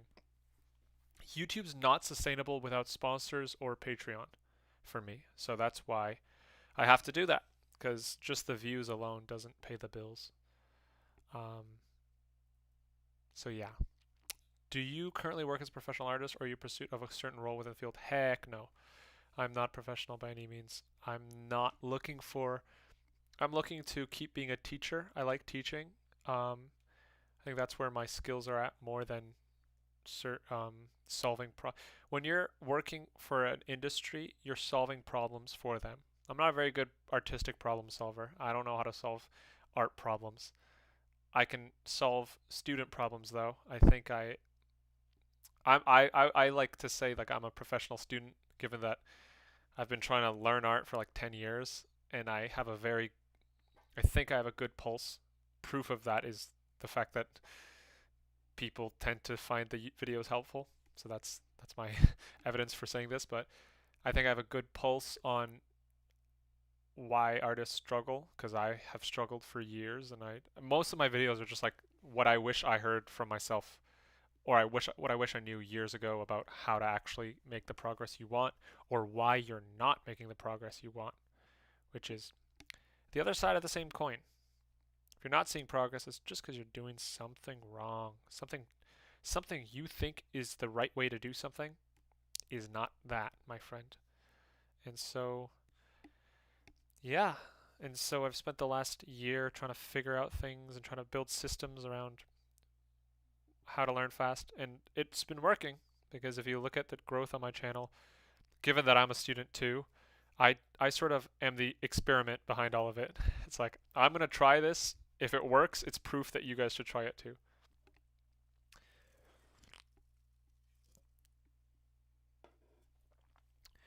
Do you have any advice? We just hit the 3-hour mark on the stream. Bars. Woohoo! Woohoo! Do you have any advice on how to make stacked boxes look more believable? I was reading the ebook, which made it helped a lot, but still feels like missing. Yeah, it sounds like, from what you've been asking, it sounds like you're just not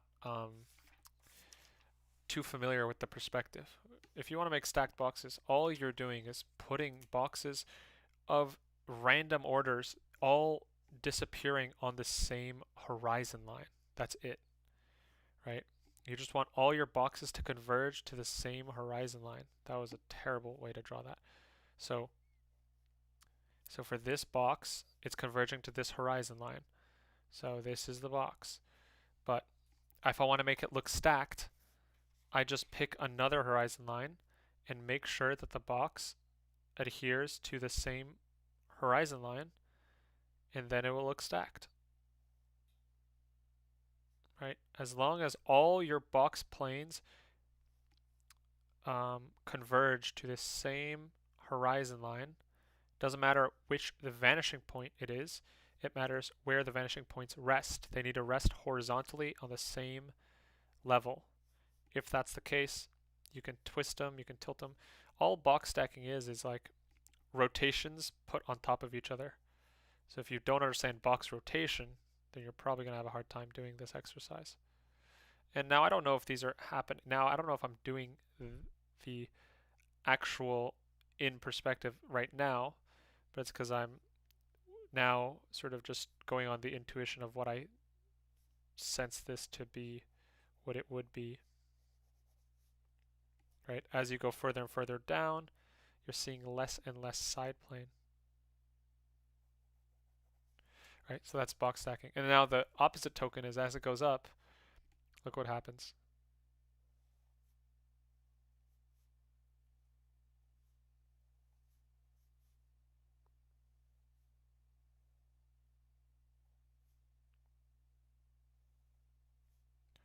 Starting to see less and less of the front plane or the top plane. And then as it comes up again,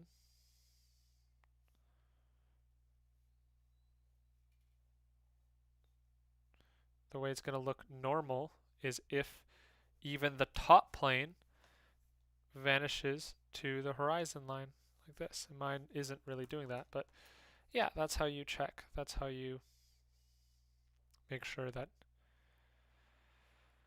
your box stacking feels normal.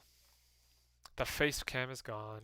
Yeah, the cam, it didn't die, it just got disrupted by some movement, I think.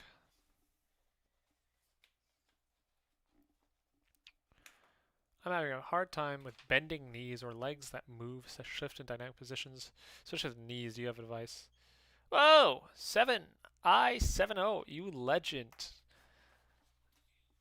You legend with the dono. Thank you so much. What the heck? That just bought me a coffee. I appreciate you. That's amazing. Thank you. You're a legend. That's awesome. That's my face for thanking you. Having a hard time. Thank you so much. That's awesome. I appreciate you. I'm having a hard time. Let's set a goal. Shoot, should we have a goal, guys? Let's do 10 super chats in 30 minutes. I don't know what this is, but oh, share how I'll celebrate. I'll do a poem. I'll do a poem.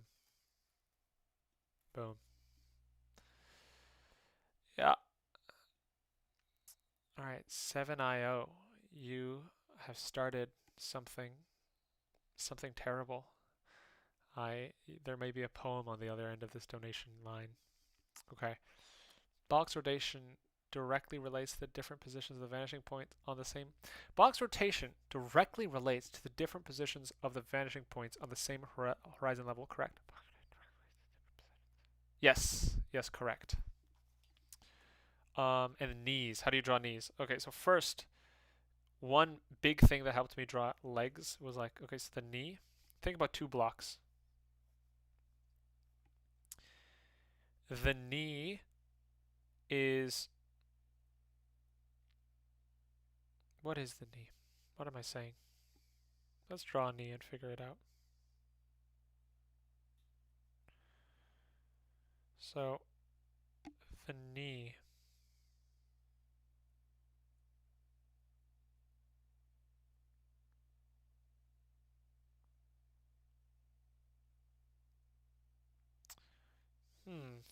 How to draw knee?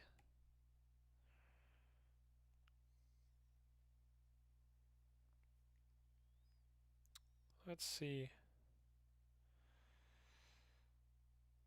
Okay, so I heard some advice, which was that the knee makes a smiley face. And I can't remember why right now, but there is a drawing. Let's take a look at the book, bro. I have no clue. I have no clue what I'm talking about here. When unknown.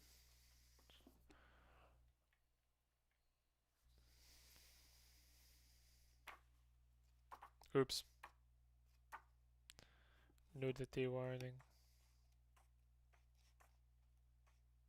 Here. What was the drawing I saw? I saw...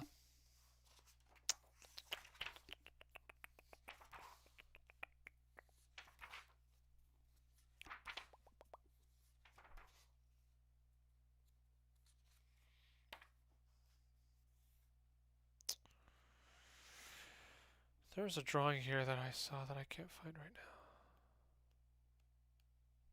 now. It was low-key funny. But anyway, this is a good book if you want to learn. Okay. I mean, that's how you draw the knee. I don't know. That's interesting. Okay, so the knee, the patella, the knee bone is a different... Oh, I didn't realize this turned off. Whoa.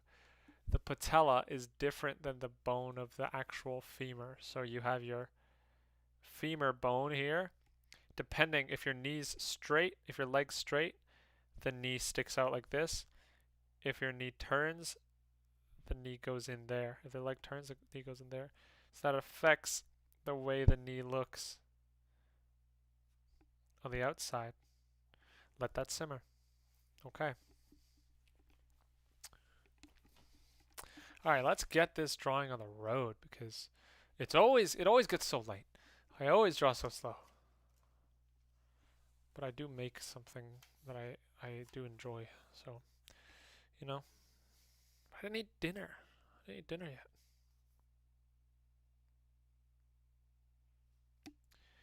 Man's gotta eat, you know?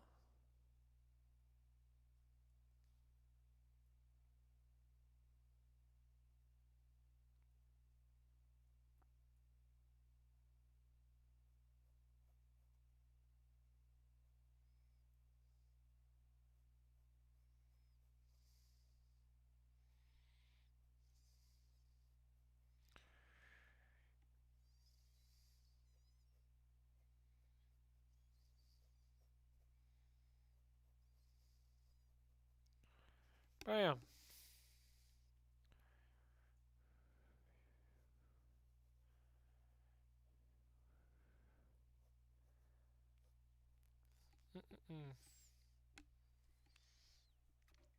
Struggling with POV sketches. I talked about him earlier in the stream, honestly. To be real with you. This could have been bigger. Could have been. What we can do to remediate this. Did I just use the word remediate? Yep.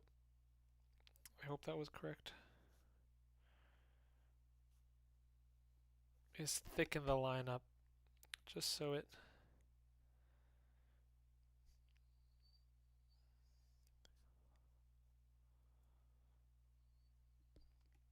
like an off-season NFL team. We're gonna thicken the lineup. If you know, you know.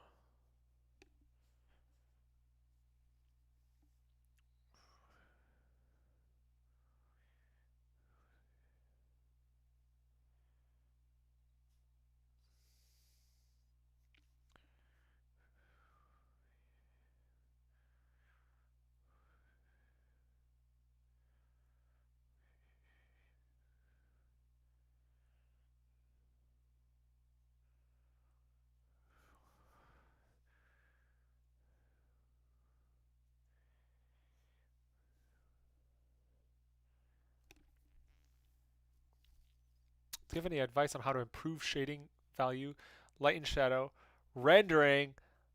Oh, I see you're saying the same thing. I'm currently doing 2 and 3 value studies. Yeah, that's good. Any advice? I don't. I find it difficult to say when there's any when it's general. Like general advice is hard because it's like it depends where you're at. It depends. I have to know more. Like rendering what? Like it's tough to know. Tough to say. Tough to be helpful when the question's vague, you know?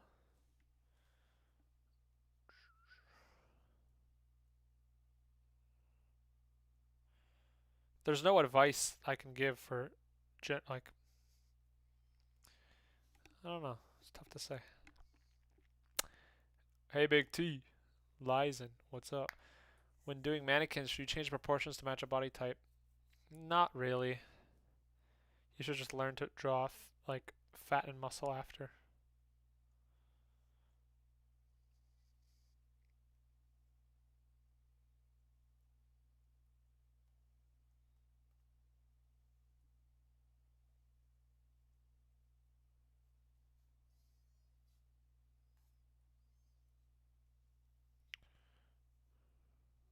At least I don't think so.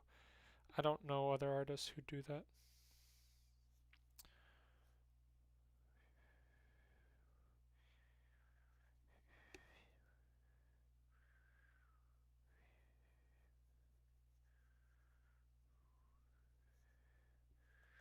Hey! Thanks, I'll go grab the book to learn more. Tazim, legend, 1117 with a donation. What a legend. Thank you so much. What the heck? What the heck? Thank you. Thank you, thank you. Hope you enjoy the book.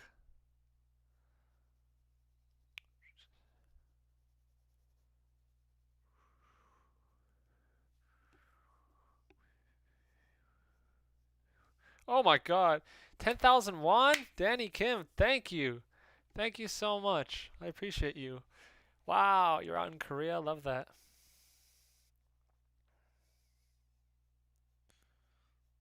Oh my goodness, you guys.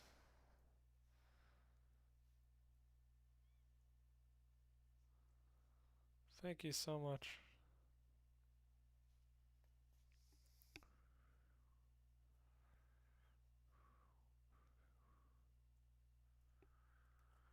Just a quick question. I'm at the point of starting to learn values for shading. I was curious if you think an 8-week exercise process you showed is a good starter. For sure. For sure. I think that's awesome. Teach you values way more than Yeah, for sure. Thank you for making the videos, by the way. Of course. Thank you. Thank you for watching. Thank you for coming into the stream. Love that. Danny and Tasm, you legends. You guys are dope. Thank you so much.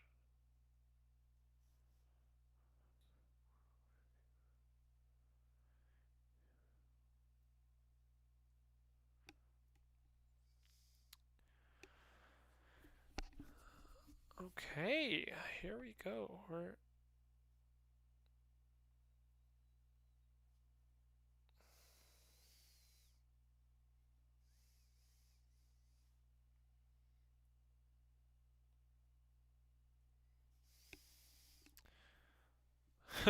kind of looks like they're down here, which is cool. It's not the most immersive it could be, but it's not the least, that's for sure. It kind of does feel like a sense of space, so I'm not upset with that. We got a video coming out which is all the drawings from Imagination from last year. That'll be the next video. It'll be a long one. First video with an actual editor I hired, so we'll see how that goes. See if you guys like the editing style.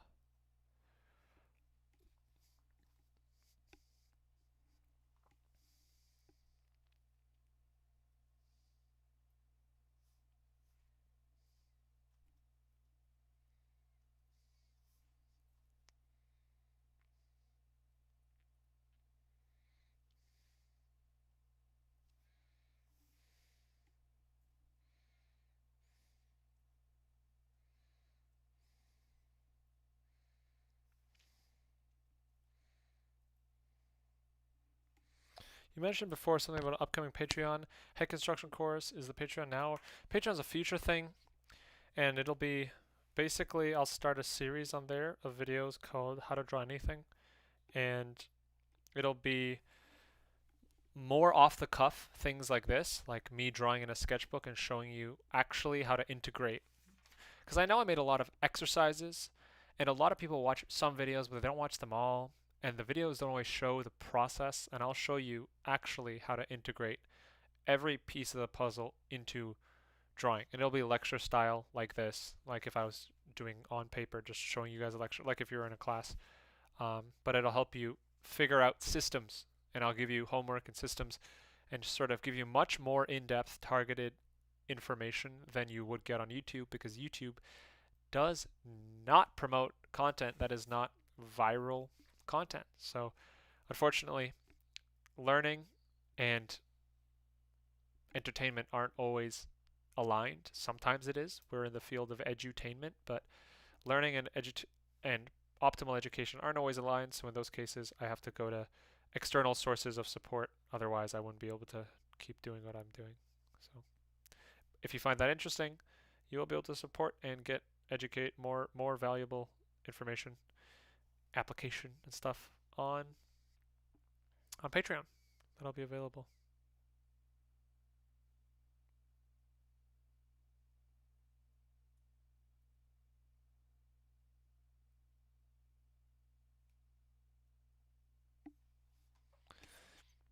Hey, I love the vibe of the stream. I struggle a bit with proportions. What are some exercises you could recommend? Silhouette drawing, silhouette study. Yo, just check your DM. I sent you a while back. Just don't want you to see that out of context. You were the art director for that one. Whoa.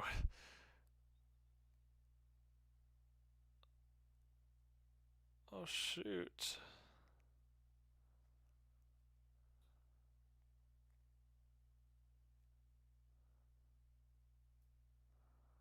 Let's see. Oh!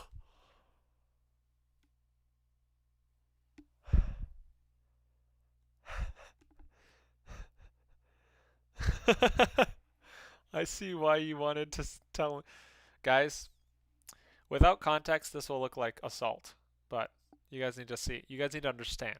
Okay, you guys need to understand. There's a history to this live that you guys don't. The history is not clogging you guys. And wow, what I'm about to show you may scar you. It may make your day better. I don't know. You might be a little freak. Point is, be warned and look at this with an open mind because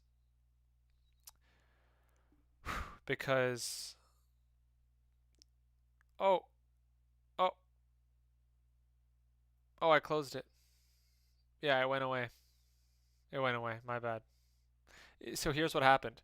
I don't know if you saw, but Instagram screen time popped up and said you ran out of time. And then that closed the image I had open. And so that's the way it went. Now I can describe it with my words, but it will never be as vivid as the reality. It was a man bent over facing the camera on his knees, broomstick in the broomstick blocking the back door.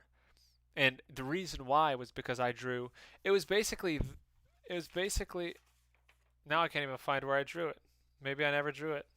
It was basically this but from a front view.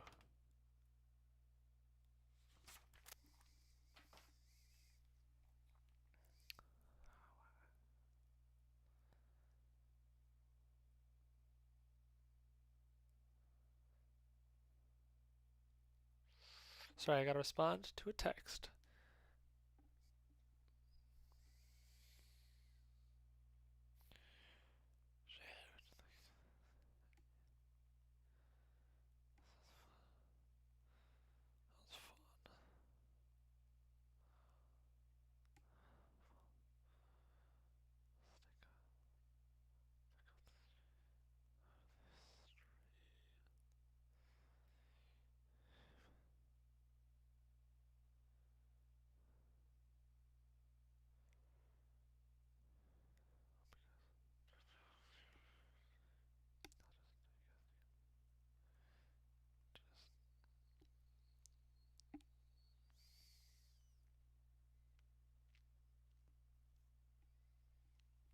All right. Good night, Lewis Games. Putting those art skills to good use. Yeah, that's the beauty of being able to draw. You get to make whatever world you want, as traumatizing as it may or may not be. Let's try to add some blanket. I want to add a. Maybe that's what we could add here. No. Yeah, we still need some sort of.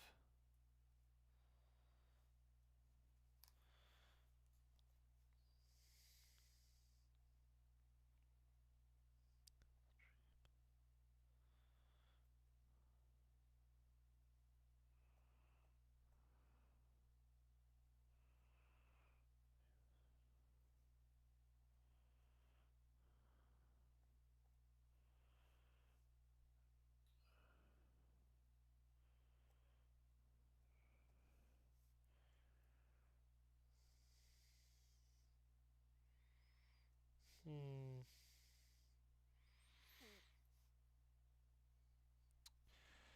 Here we go.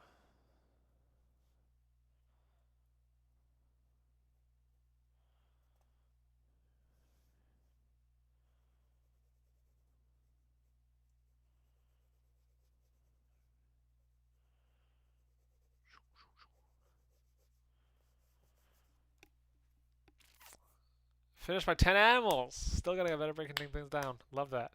IDK HE8RW. What's up? This looks like a cool manga panel. Yeah, these dudes are in their training arc. They are locking in. All right, new year, new them. As you guys should be. New year, new them. Are y'all locked in right now, or do we have a chat of people who aren't locked in? Honestly, if you're not locked in, don't even respond. You don't have the time to respond. You need to be locked in.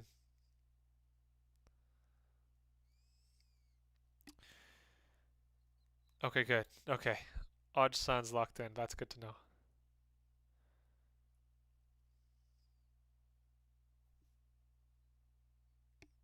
Bro, imagine being locked out. What are you even doing?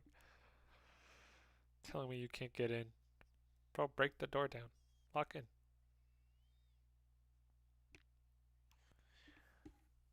Chords.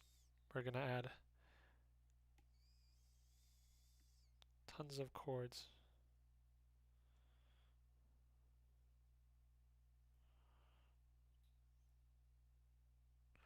Lock in!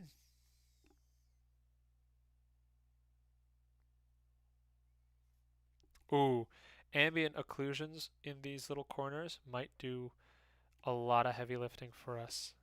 Just really push the eyes. Find those graphic shapes. Get a real sense of depth going here. That could be huge. Oh yeah, look at that. Let's find more areas of ambient. I'm going to make another video about little tricks to make it. So here's, let me just see if this has legs here. You guys will be the guinea pig for this idea. Oh yeah, well you can see right now what, oh shoot. Yeah, adding just little bits of ambient occlusion. Little pockets can do a lot.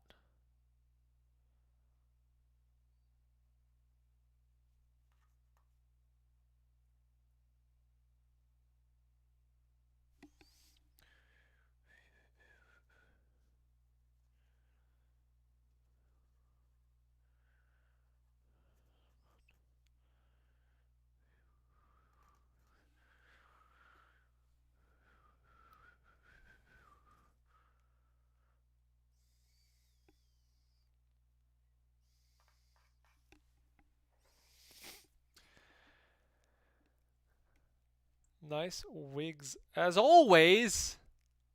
Bro, they're not wigs. They're not wigs. What other practices you know how to get better at shading other than 1 to 3 values studies? I'm trying to learn more. Okay. I bet he has a wig closet. You guys are cruel. Other practice. Yeah, get a form, decide the light source, be very specific, and then try to texturify it. So here's a hack. The light source and the shadow are dependent on the angles of where it touches the light, right? So if it touches the light here, touches the object here and here, it's going to create a shadow that's like this, right? And now here's some, oop, not on the nipples, my bad. Is it going to be in the Patreon thing? Was what going to be in the Patreon thing? I don't know. No, like nothing. The video I talked about is going to be on the YouTube. So this line is called your terminator shadow. It's going to be the darkest part of your light, of your shadow. Funny enough, the darkest part of the shadow is right beside the light, the most lit part, because everything else gets lit up from the bottom. So you have this dark line, and then you have a little edge of light, and then you have all this darkness. So what you can do to practice your hatching and your value is to practice creating objects that feel like they have form, rotating them. And the way you do that is by, instead of hatching an object with straight lines, you hatch it with just curved lines like this, and you'll see that you can start to create a real sense of shading here. So to oppose that so this is bad. Let me do it again. So you see, if I just curve all my lines when I'm showing the hatching, just by curving it, it gets a sense that it's much more voluminous. Whereas if I did this, look at how it flattens this.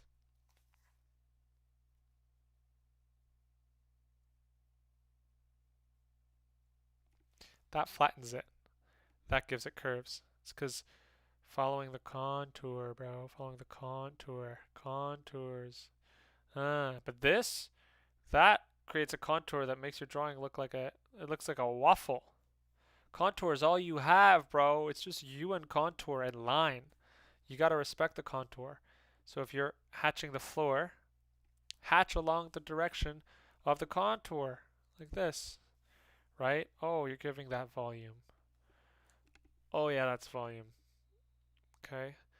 Now, I'm gonna be back. You guys just look at this for 1 sec. Think about it. Let that simmer. 1, 2. Huh? Huh? Huh? Hold on.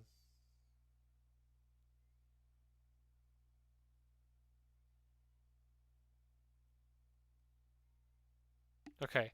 You guys just watch him for a bit, okay? Don't let him get out of your sight. I'm gonna go get a bite of cheesecake.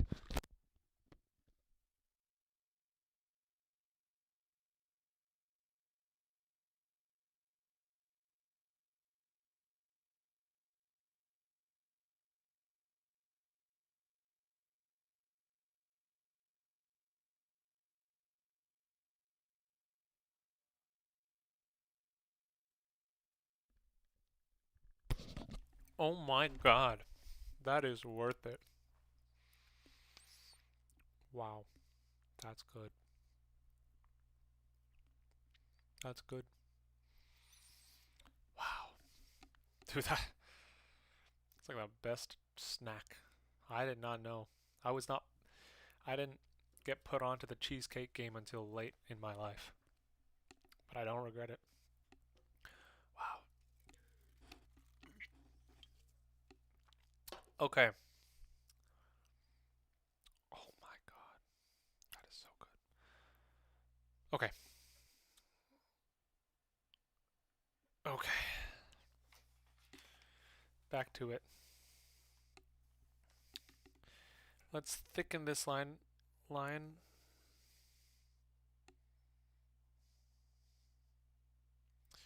So I was going to talk about some pen techniques that you can do to make your drawing better.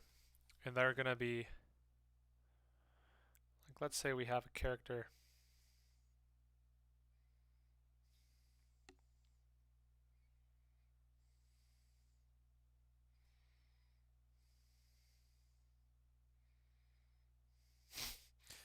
Beautiful character, right? What can we do to make this character better? We can add overlap, that's for sure. Like if we just overlapped and we made a choice of what's in front of what, that there we start to get, let's do some T lines. If you get more overlaps in your drawing, more confident lines instead of chicken scratch lines, you start to create a sense of space, depth. See, if we found a way to overlap this, we can do something like this. Always add T lines where possible. Maybe overlap the eyes. Like this, add some things. We can even find a way to overlap our pupils. Okay, well, I know I'm just making him look more like a really weird. And the second thing we do is add contour. So we can do contour, like think about the surface volume, like this, and then add contour lines around it, like this. If you do that, you're basically doing cell shading, like you're doing what the animators do when they try to get the shade. We don't even need a shade, but the last thing we can do is add ambient occlusions. Ambient occlusions are pockets of shadows that push your drawing to have much more, well, this eye socket is one, for example. Ambient occlusion, and I guess one more you could do is line weight. Objects that are closer to us can get thicker. Now, I should have done up here, but yeah, this combination of little things takes a drawing from being very flat to having a lot more oomph to it, a lot more presentability, a lot more rendering. And then the final thing, adding some unnecessary, but adding some shading. Well, don't know what that is. Can you show us the drawing you did in red ink? I don't remember that one. Is it the one with the fish man laying down? That's in the upcoming sketchbook tour, actually.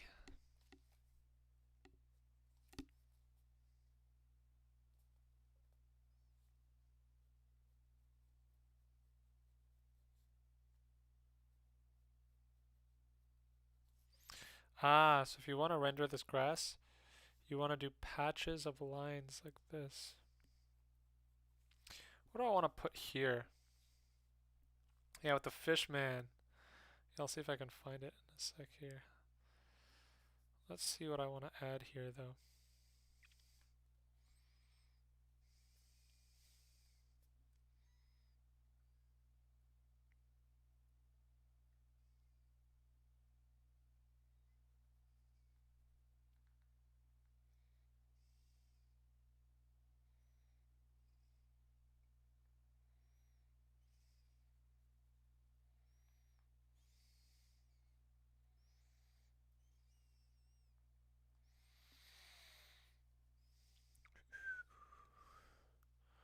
Samara coming out of the TV. I don't think I can add anyone coming out of the TV. Maybe I could add an instructor though.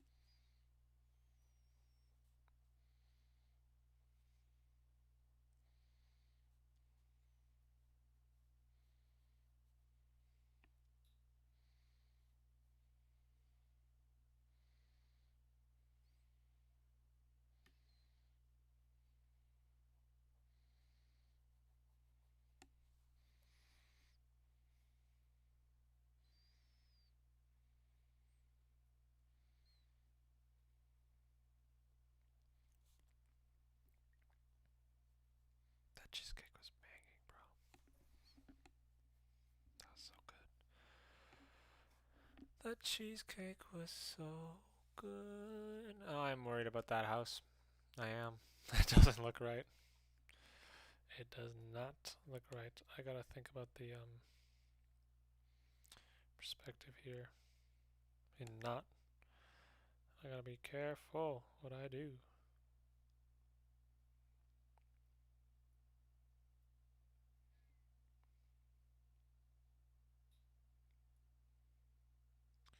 See if I can't edit.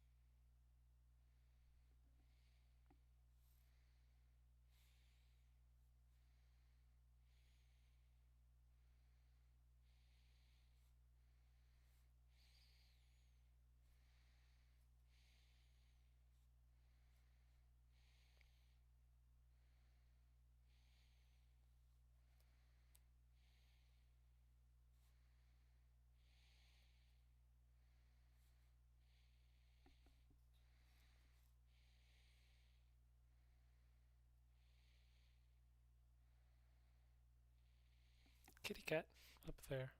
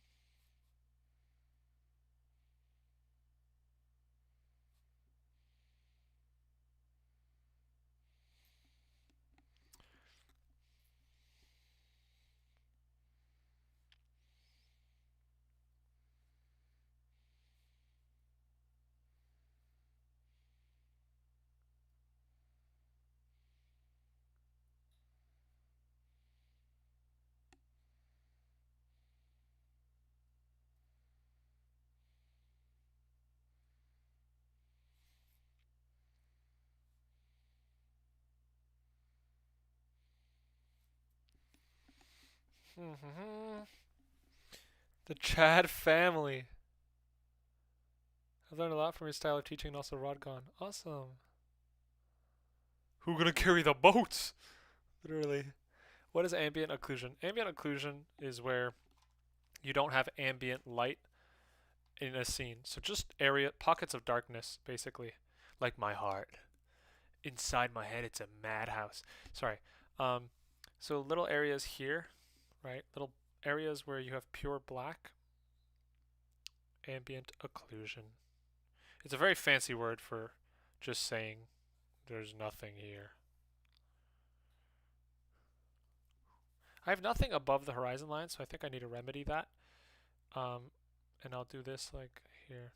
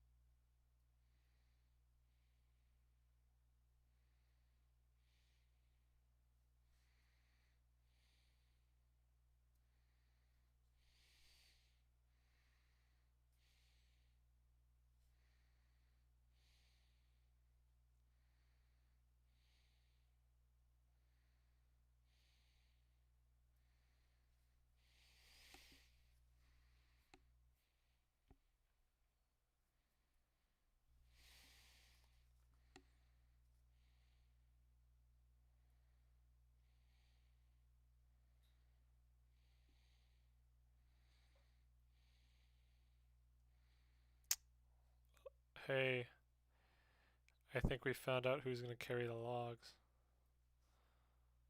Dude over here is carrying the damn logs.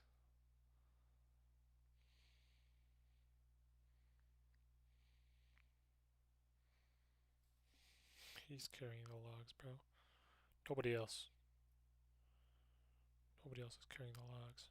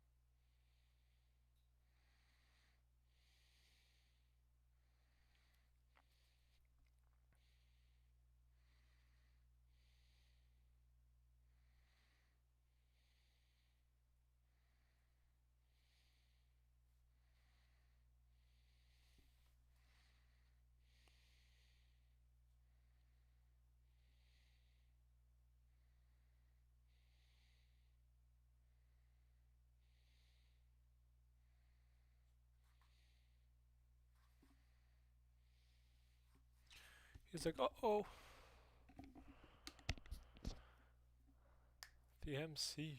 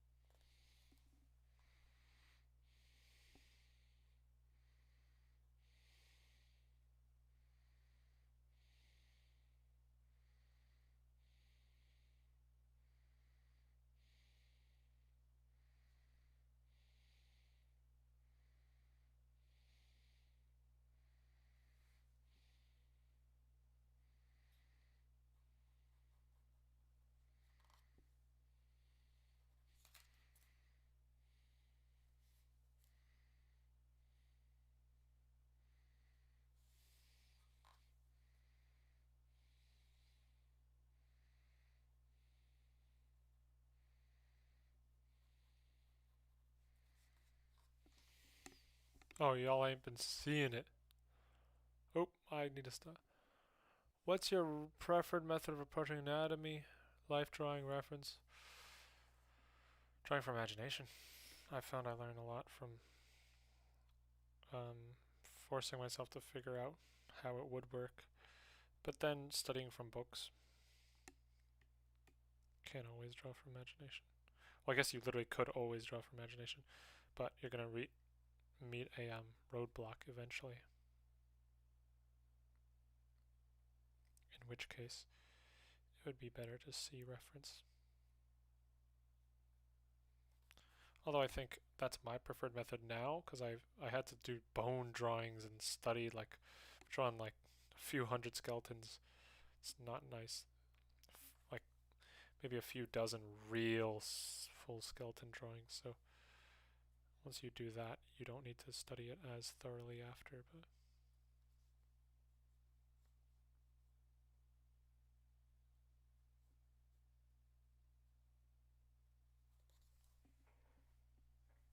oh, and I ruined that. Don't know why I had to go and do that. Ruined the space.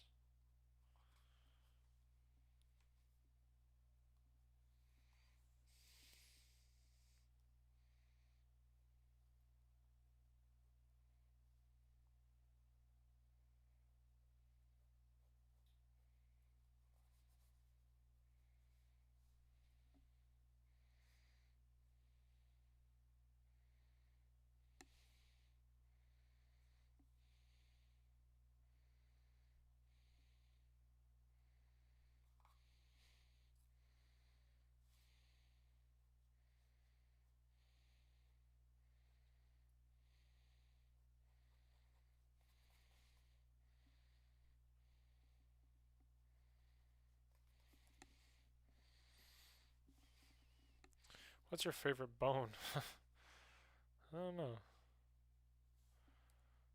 I didn't know I had to have a favorite bone. I don't think I got one, frankly.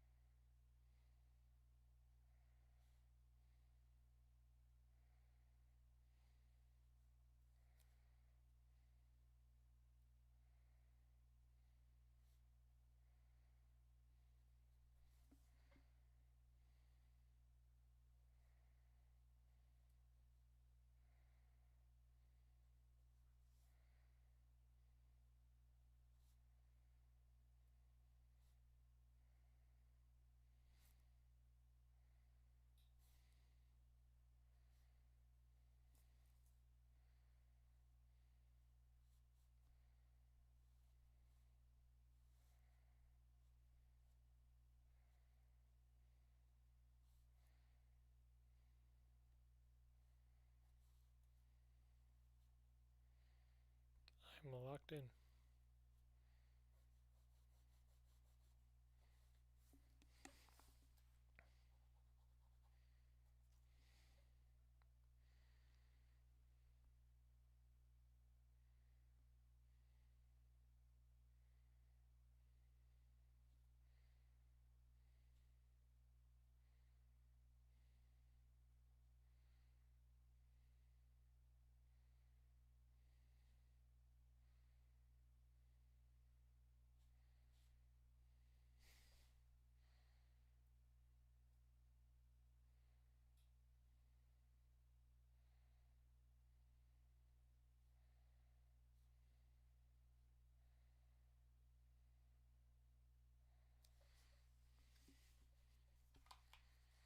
Tyrion, gotta head out for the night. Finish the VOD tomorrow. Drawing looks great. Thanks, Evan. Appreciate you. Have a good one. Any views on storyboard? How do you start your story? I don't have a storyboard. I don't start a story either. I don't know. Do you draw outdoors too? I draw outside at places, but it's pretty tough to stream there.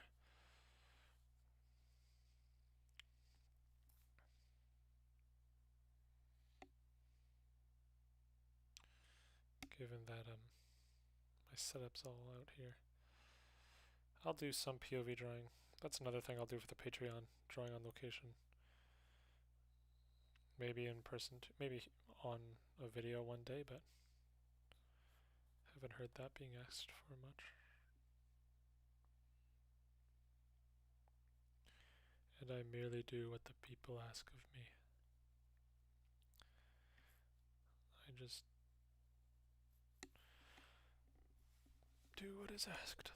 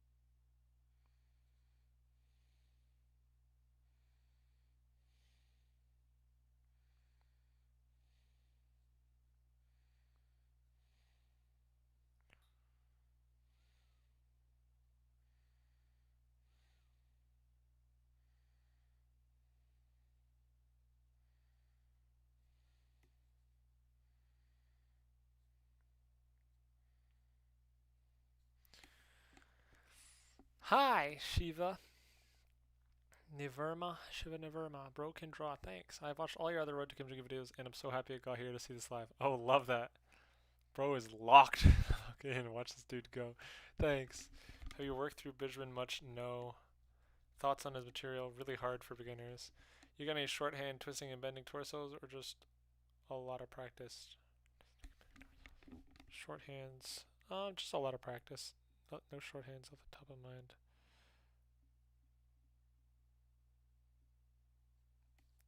And a 1 and a 2. I am locked in. And a 1. The TV's roaring.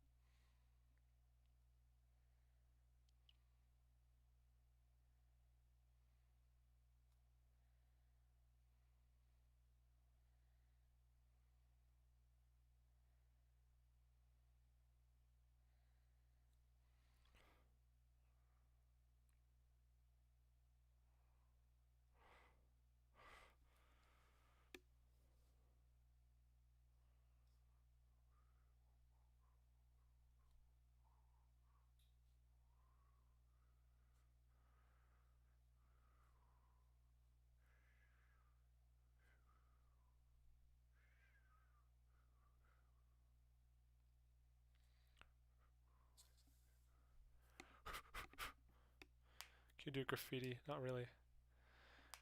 What are your thoughts on Mark Brunette? I'm currently on day 21 of his Learn to Draw in 30 Days video. I think I started that video. Hi, Jelly You! I was wondering if you were awake. I love to hear it. I love to see that. How are you? I love to see that. In fact, I have to.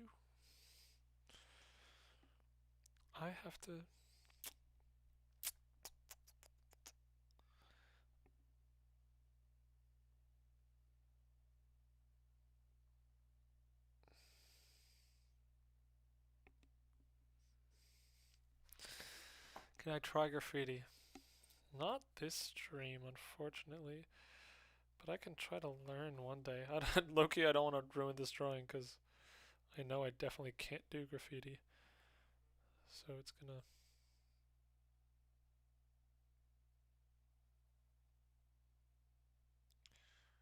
Let's add some rust on here.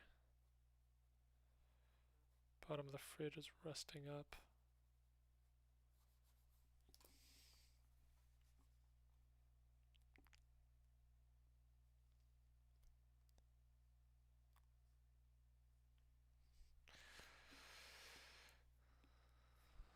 Oh, that sucks to hear. Assignment undone. That's tough. Okay. That's tough. Okay, what are we doing here? So let's draw some spruce trees or something.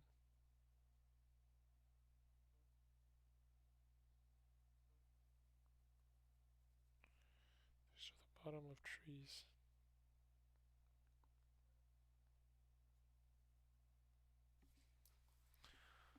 Okay.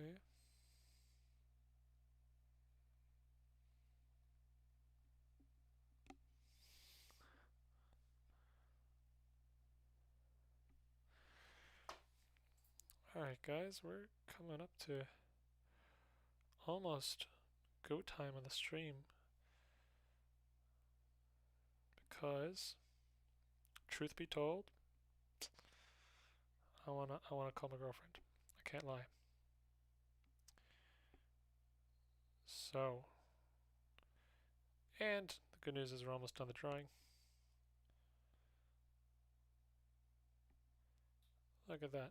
Can't lie. That's actually quite... I didn't know I had it like that. I did not know I got it like that. But I'm glad. I hope you guys liked that it was drawn with pen here, because I kind of like this more. I gotta sleep, have fun in drawing. I look forward to what's coming next. Let's go. Do you know cool websites to practice drawing? I do know one, but I forgot what it's called. I know drawthis.com, I think. Yeah, that's a good one. Drawthis.com or something along those lines. Try drawing this. Practice drawing this. Can't believe you're leaving us for cheesecake. You know, you knew it was coming. I did tell you.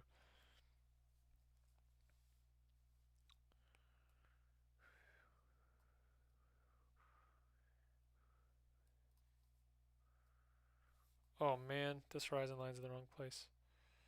Or this bar is in the wrong place, so I'll just tilt that down.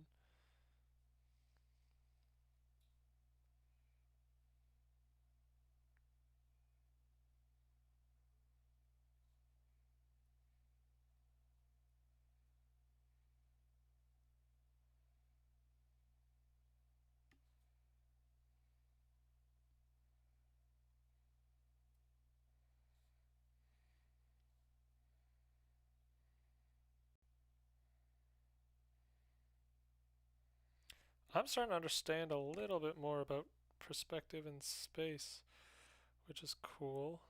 That's good to see. I know that may sound obnoxious for people who are struggling and be like, bro says he's just starting to understand. He drew a scene. Sorry, someone said that earlier when I said the anatomy thing. If you're in the chat, I appreciate you keeping me in check. But yeah, it's starting to be. Nonetheless, I'm starting to understand a little bit better. We got this perspective coming out. Let's do grass and a tree here. We can put trees wherever we want. Put a tree like this. Epic tree. Epic treatise. It doesn't sound obnoxious. Well, thank you, Jelly You. You sound sick. You sound like a... This... I like you. You sound dope. Every time. In the chat. Super chill. Low-key epic. Here, I'm drawing this flower for you. Here, boom. Oh, there's a flower there. I don't know if you see that.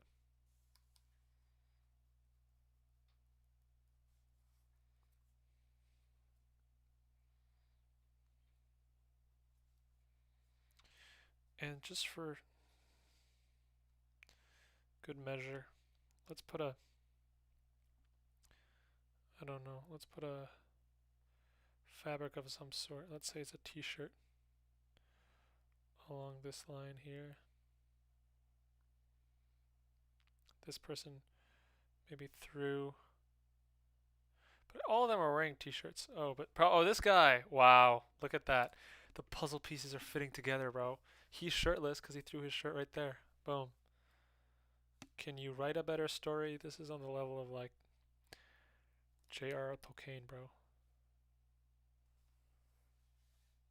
That's pretty epic. Pretty crazy storytelling.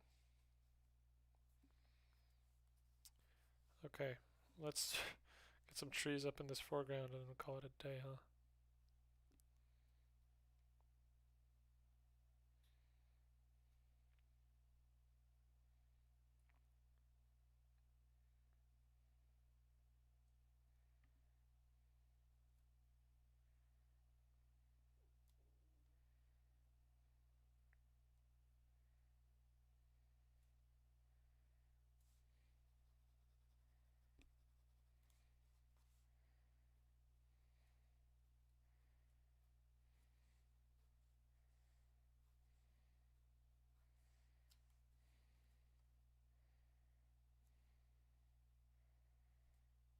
Dude, these dudes just having a communal workout in their neighborhood.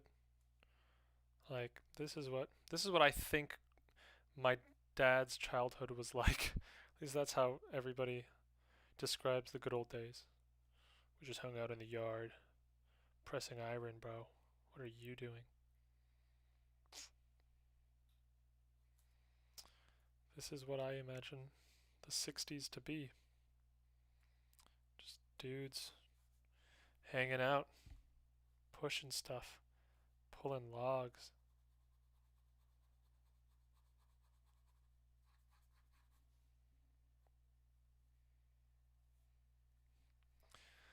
Let's get more houses.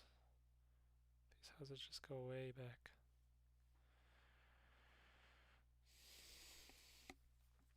House there. This dude's tired, so there's no house here. We can add a tree there. His tree. His tree. Like the past. His tree.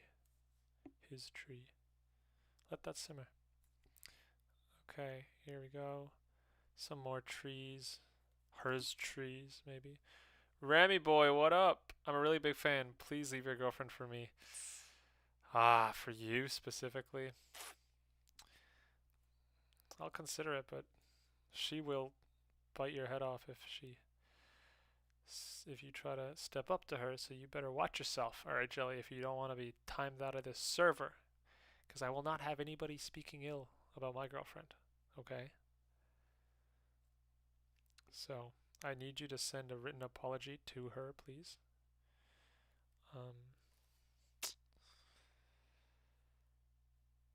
No and ifs or buts about it.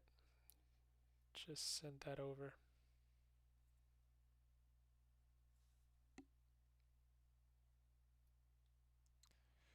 One more house in the background for good measure. Yo, I mean, perspective has not clicked like this before for me. I think I'm realizing how to draw depth better than I've ever had right here. So thanks for being here. That's pretty dope. Glad you guys got to watch this unfold. That's pretty cool.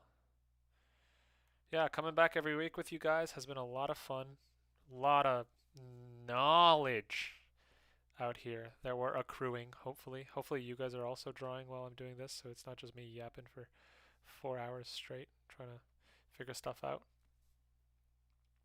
But, you know, as I learned in My Little Pony many years ago, it's about the friends you make along the way. So I hope you guys had a good time here. Hope you made some friends in the chat. Hope everybody's having just a jolly, just a dandy evening, you know. Those don't happen enough, and I hope this was a space for that to occur. Ramy, pleasure to see you, man. I was wondering how you've been doing. Hope you keep making videos. I've been enjoying them. And yeah, ladies and gentlemen, we are calling it a day over here. Let's add the date. Looks great, man. Inspiring, motivating. Thank you, Ramy. Let's add the date. We're going to do a good old... Where do we put it, though? Where to put it? I'll just put it in perspective with the other stuff. Bang, a rang. Just like this. Boom. Boom.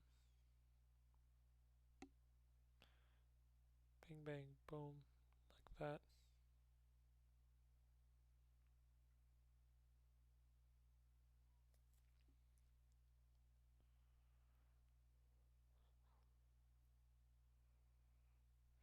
Awesome. Easy. There we go. I should probably put the date on this book. I think this has gotten like... There we go. Alright, guys. Well, that's the drawing. Thanks for joining. That was fun. That was pretty cool. That was unexpected. Pretty good. This is what I call, I think, I'm a man of alliteration, and I love anything that comes with the same 2 letters. And this is, you know, that feeling, like, you know, when you want to draw, but you haven't felt like you improved in a while. when you make something, you go, damn, that's why I draw. That's what this is. We're gonna call this a dream drawing, like a dream drawing. I hope all you guys get your dream drawing soon. Happens to me about every maybe a month. You go like, that's why we draw. Something better happened. You reach a new level. That's your dream drawing. That's the goal, right? Everyone, when you draw, the goal is to create something something better than you've ever done. That's what a dream drawing is. So I hope you guys get your dream drawings, got your dream drawings. Thank you for watching. Thanks for supporting me throughout this whole thing. We got 100 people in the chat, and you guys are epic. Thank you. The night is upon us, though. It's 12:30. It's late. So, hey, thank you, Miku. Thank you, everybody who's joined. Thank you. If anyone stayed throughout, you guys are legends. I'm going to lock in like this chicken. Yes, you got to be these chickens, dude. Lock in, chat. Lock in. Okay, Purple Haze. I know you've been here for a minute. 6:20 a.m. I appreciate you. You're a trooper. Guys, I'm signing off. Thank you once again, you legends, for being here. If you want my book, brokendraw.com, keep learning with me. These exercises work, and we're just gonna get so good at drawing, bro. We're gonna get so good. Let's go. 3, 2, 1. Have a good night. Cheers, everybody. Bye. Wait a minute. Wait. I gotta restart that. There was like 2 buttons to end stream, so let's do this again. Bro thinks he's gonna edit. Okay. Cheers, everybody. And all I can say is light speed. Did that work?